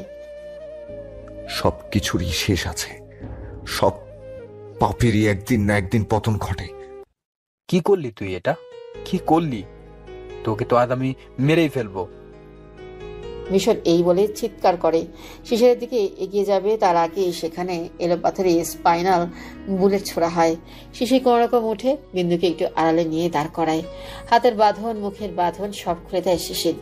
বিন্দু এসব থেকে ছাড়া পেতেই শিশিরকে জড়িয়ে ধরে শক্ত করে হিচকি তুলে কাঁদছে বিন্দু। কিছু হয়নি জান, কিছু হয়নি, আমি তো আছি। শান্ত হ প্লিজ, শান্ত হ। দেখ, অভ্র আর রিকো চলে এসেছে। শিশির বিন্দুর মুখটা তুলে ধরতেই দেখে বিন্দু সেন্সলেস হয়ে গেছে। আজ 2 দিন হলেও বিন্দু বিছানায় শুয়ে আছে। বিছানা থেকে এক পাও নিচে নামাতে দেয়নি কেউ, এমনকি ওর ঘরে একাও থাকতে দেয়নি। রেহানা বেগম নিজের ঘরেই রেখেছে বিন্দুকে। কেউ না কেউ 24 ঘন্টা ওর সাথে থাকে। বিন্দু মুখটা মলিন করে বসে আছে, কারণ এই 2 দিন সবাইকে দেখলো, একটা বারের জন্য শিশিরকে দেখেনি। বিন্দু জানে শিশির এখনো রেগে আছে ওর উপর। শিশিরের কথা সবাইকেই জিজ্ঞেস করেছে, কিন্তু সবাই এক কথাই বলেছে। শিশির কাজে অনেক ব্যস্ত। বিন্দু জানে কাজ হচ্ছে একটা বাহানা মাত্র, ওর থেকে দূরে থাকার। বিন্দুর মনে এক চাপ ও অভিমান তৈরি হলো। আজ দুপুরের পর অনেক বৃষ্টি হয়েছে। যেহেতু দুপুরে খাওয়া দাওয়ার পর সবাই যার যার ঘরে ছিল, ঠিক ওই সুযোগে বিন্দু ছাদে গিয়ে অনেকক্ষণ বৃষ্টিতে ভিজেছে। বৃষ্টির পানির সাথে অশ্রু বিসর্জনও দিয়েছে, যার কারণে রাতে অনেক জ্বর আসে। রাত 1:30 বাজে। বিন্দুর মনে হলো ওর দিকে কেউ তাকিয়ে আছে। জ্বরের কারণে মাথা ব্যথায় তাকাতে খুব কষ্ট হচ্ছে বিন্দুর। তবুও হুট করে চোখটা মেলে ধরলো। চোখটা খুলতে শিশিরকে অনেক কাছে অনুভব করলো। এদিকে বিন্দু এভাবে চোখ খোলায় শিশির ভরকে যায়, অনেকটা অস্বস্তিকর অবস্থায় পড়ে। শিশির উঠে যেতে নেবে, ঠিক তখনই বিন্দু হাত শক্ত করে চেপে ধরে। কোথায় যাচ্ছ? এমনি দেখতে এসেছিলাম জ্বর এসেছে নাকি। এমনিতেই শরীরটা ভালো না, তারপর বৃষ্টিতে ভেজার কি দরকার ছিল? সবাইকে টেনশনে না রাখলে হয় না, তাই না? বিন্দু এবার উঠে বসে। দুজন মুখোমুখি বসে আছে। আমি ঘুমিয়ে থাকলে বুঝি রোজ রোজ এইভাবে লুকিয়ে দেখে যাও? বিন্দু এবার আর কিছু না বলে শিশিরের বুকে ঝাঁপিয়ে পড়লো। জোরে জোরে কাঁদতে লাগলো। কিছুতেই চোখের পানি আজ বাঁধ মানছে না এই মানুষটার সামনে। তাও নিজেকে কিছুটা সামলে ধরা গলায় পড়লো। আম সরি। আমি জানি তুমি অনেক কষ্ট পেয়েছো আমার কথায়। আমি সেদিন তোমার সাথে অনেক বাজে বিহেভ করেছি, আর সেই জন্য তুমি আমার উপর রেগে আছো, তাই না? আম সরি। আমি মন থেকে তোমাকে ওই দিন কষ্ট দিতে চাইনি। তুমি কষ্ট পেলে তার চেয়ে দ্বিগুণ কষ্ট হয় আমার। তুমি কেন বোঝো না? অনেক বেশি ভালোবাসি আমি তোমাকে, অনেক বেশি ভালোবাসি। আসলে ওই দিন রাইমাকে দেখি কি? রাইমার সাথে একটু কথা বলেছি বলে আমার ক্যারেক্টার খারাপ হয়ে গেছে। যাকে ভালোবাসিস বলেছিস তাকে এই চিনলি জান? তোকে কে এসে কি বললো তাই বিশ্বাস করে নিলি? আচ্ছা তুই বল, আমাকে দেখে কি মনে হয় আমি প্লে বয়? 10-12টা মেয়ে নিয়ে ঘুরি, হাজার হাজার মেয়ের সাথে এক বিছানায় শুয়েছি। বিন্দু আবারও কাছে। এবার শিশিরের বুক থেকে মাথা তুলে শিশিরের দিকে তাকিয়ে বলল, আমি রাইমার বাজে কথা বিশ্বাস করিনি, সেই জন্য আমি তোমার কাছে গিয়েছিলাম এগুলো বলতে। কিন্তু সেখানে গিয়ে দেখি তুমি রাইমাকে জড়িয়ে ধরে আছো, আর ওকে বলছো তুমি ওকে ভালোবাসো, আমাকে বাধ্য হয়ে বিয়ে করতে চাইছো। আমি সেটাই সহ্য করতে পারিনি। ভালোবাসার মানুষটার সাথে অন্য কাউকে দেখলে বড্ড কষ্ট হয়, সেটা আমি তোমাকে বলে বোঝাতে পারবো না। আর সেই জন্যই আমি ওভাবে রিয়াক্ট করেছিলাম। সরি। আমি আর কখনো এমনটা করবো না, কখনো তোমায় ভুল বুঝবো না। তুমি যা বলবে তাই করব, তোমার সব কথা শুনবো আমি। তাও প্লিজ আমার উপর রেগে থেকো না। আমার অনেক কষ্ট হচ্ছে, বুকটা ফেটে যাচ্ছে, আমার ইচ্ছে করছে মরে যে। বিন্দু আর কিছুই বলতে পারেনি। তার আগে শিশির বিন্দুর ঠোঁট জোড়া আঁকড়ে ধরে নিজের ঠোঁট দিয়ে প্রথম ভালোবাসার স্পর্শে এভাবে শুইয়ে দেয় বিন্দুকে। কিছুক্ষণ পরে শিশির ছেড়ে দেয় বিন্দুকে। বিন্দু খানিকটা জোরে শ্বাস নিচ্ছে, শিশিরের দিকে তাকাতেই পারছে না। আবার শিশিরের বুকে মুখ লুকায় সঙ্গে সঙ্গে। শিশির তা দেখে মুচকি হেসে বলে, এরপর থেকে আবার বাজে কথা বলে এইভাবেই পানিশমেন্ট দিব। অনেক হয়েছে। দগ্ধ আগুনে অনেক পুড়িয়েছিস আমায়, রাতের ঘুম কেড়ে নিয়েছিস আমার। এবার তোর পালা, প্রত্যেকটার হিসাব গুনে গুনে নিব। চৌধুরী বাড়ি আবারও সাজসজ্জায় মেতে উঠেছে। আজ বর্ষা রিকে রিসেপশনের সাথে বিন্দু এবং শিশিরের বিয়েটা হয়ে গেছে। সবাই বলেছিল বিয়েটা কিছুদিন পরে করতে, কিন্তু শিশির কারো কথাই শুনেনি। এক প্রকার জেদ ধরে বসেছিল। আর ছেলের এই জেদের কারণে আনোয়ার সাহেব অমত করতে পারেনি। এদিকে শিশির সবার সামনে বিয়ে নিয়ে পাগলামো করায় বিন্দুকে অনেক লজ্জায় পড়তে হয়। বিন্দু তখন ইচ্ছে করছিল শিশিরকে আচ্ছা মতো ধরায় দিতে। সবাই হলরুমে বসে কথা বলছে। আচ্ছা, আমরা তো সবকিছু বুঝলাম, কিন্তু ভাইয়া যখন ভূষণকে পুলিশ স্টেশনে নিয়ে যাচ্ছিল তখন ওকে কে মেরে ফেললো? ভাইয়া, তোমার কি এটা বের করতে পেরেছো? না, তবে আমরা ধারণা করছি ওর কোনো শত্রু হবে, কারণ ওর অপকর্মের তো কোনো শেষ নেই। হয়তো কেউ মেরে ফেলেছে। আচ্ছা, তবে ভালোই হয়েছে। যেই কাজটা করেছে তাকে এতগুলো থ্যাংক ইউ। R kiss. ঋতুর কথা শুনে অভ্রের আবারও কাশি উঠে যায়। মিস বকবক, একটু বুঝে শুনিয়েও তো কথা বলা যায়, তাই না? আরে আশ্চর্য, আমি আপনাকে বললাম নাকি? আপনি কেন বিষম খেলেন? আর তাছাড়া আপনাকে তো আমি স্বপ্নেও ভাবতে পারি না, কারণ আপনি ডাক্তার হয়েও একজন ইনজেকশন দিতে ভয় পান, আর আপনি করবেন মানুষকে মার্ডার। How funny. অভ্র ফ্যাল ফ্যাল করে তাকিয়ে আছে ঋতুর দিকে। এদিকে সোহান, রিক আর শিশির মুখ টিপে হাসছে, কারণ ওরা জানে ভূষণের মৃত্যুটা এসকের হাতেই হয়েছে। তবে এতে সহযোগিতা করেছে রিক আর অভ্র। অভ্র ঋতুর দিকে তাকিয়ে মনে মনে বলে, নিজের হাতে ওই ভূষণের গলাটা শরীর থেকে নামিয়ে ফেললাম, আর এই মেয়ে বলছে আমি ইঞ্জেকশনকে ভয় পাই। আল্লাহ জানি আমি একে নিয়ে কিভাবে সংসার করব। শিশিরের ঘরের বারান্দায় দাঁড়িয়ে আছে বিন্দু। মূলত এটা আজ থেকে তারও ঘর। কিছুক্ষণ আগেই সবাই এসে বিন্দু আর শিশিরকে এই ঘরে দিয়ে গেছে। ঘরটা আজ অনেক সুন্দর করে সাজানো হয়েছে। বিন্দুর পছন্দের হলুদ গোলাপ, বেলি ফুল, কাঠগোলাপ এগুলো দিয়েই পুরো ঘরটা ডেকোরেট করা হয়েছে। বিন্দুর বুকটা ধুক ধুক করছে। অস্থিরতা, ভয়, লজ্জা একসাথে ঘিরে ধরেছে ওকে। হঠাৎ ওয়াশরুমে দরজা খোলার আওয়াজে হালকা ঘাটটা কাত করলো বিন্দু। শিশির শাওয়ার নিয়েছে, উন্মুক্ত শরীর, পানির বিন্দুগুলো গাল গড়িয়ে পড়ছে। শুধু একটা ট্রাউজার পরা। বিন্দু এক পলক দেখে আর পেছনে তাকায়নি। হঠাৎ পেছন থেকে জড়িয়ে ধরল শিশির। বিন্দুর কাঁধে থুতনি রেখেছে, কানের কাছে লো ভয়েসে বলে উঠল, যত দূরেই যাই না কেন থাকবো তোর পাশে, যেমন করে শিশির বিন্দু জড়িয়ে থাকে ঘাসে। সকল কষ্ট মুছে দেব, মুখে থাকবে শুধু মিষ্টি মধুর হাসি। হৃদয় থেকে বলছি তোকে বড্ড ভালোবাসি। শিশিরের এই কথাগুলো শুনে এক ঝাঁক লজ্জা ঘিরে ধরে বিন্দুকে। বিন্দু ঘুরে শিশিরের উন্মুক্ত বুকে মুখ লুকায়। এই মেঘবতী, আজ একটু গভীর ভাবে ভালোবাসতে দেবে আমায়, মন ভরে আদর করতে দেবে। আজ রাতটাকে সাক্ষী রেখে আমি তোমাতেই মিশে যেতে চাই। আমার ভালোবাসার পরশ মেখে যেতে চাই তোমার সারা অঙ্গে। আমি তোমার মাঝে বিলীন হতে চাই, তোমার নেশায় মত্ত হতে চাই, তোমার সান্নিধ্যে নিজেকে উজাড় করে দিতে চাই। অনুমতি কি আছে আমার? বিন্দু চুপ করে আছে, কিছুই বলছে না। তখনই শিশির বলে ওঠে, চুপ থাকা কিন্তু সম্মতির লক্ষণ। এবার বিন্দু আলতো হাতে শিশিরের বুকে একটা কিল বসায়। অসভ্য লোক কোথাকার, মুখে কিচ্ছু আটকায় না। না, বউয়ের কাছে সব পুরুষেরাই অসভ্য আর নির্লজ্জ, বুঝলা? ভালোবাসি প্রিয়, অনেক বেশি ভালোবাসি। আমিও যে বড্ড ভালোবাসি আমার মেঘবতীকে। এবার শিশির বিন্দুকে পাজা কোলে তুলে নেয়। বিন্দু লজ্জা শিশিরের বুকে মুখ লুকায়, বিছানায় নিয়ে শুইয়ে দেয় বিন্দুকে।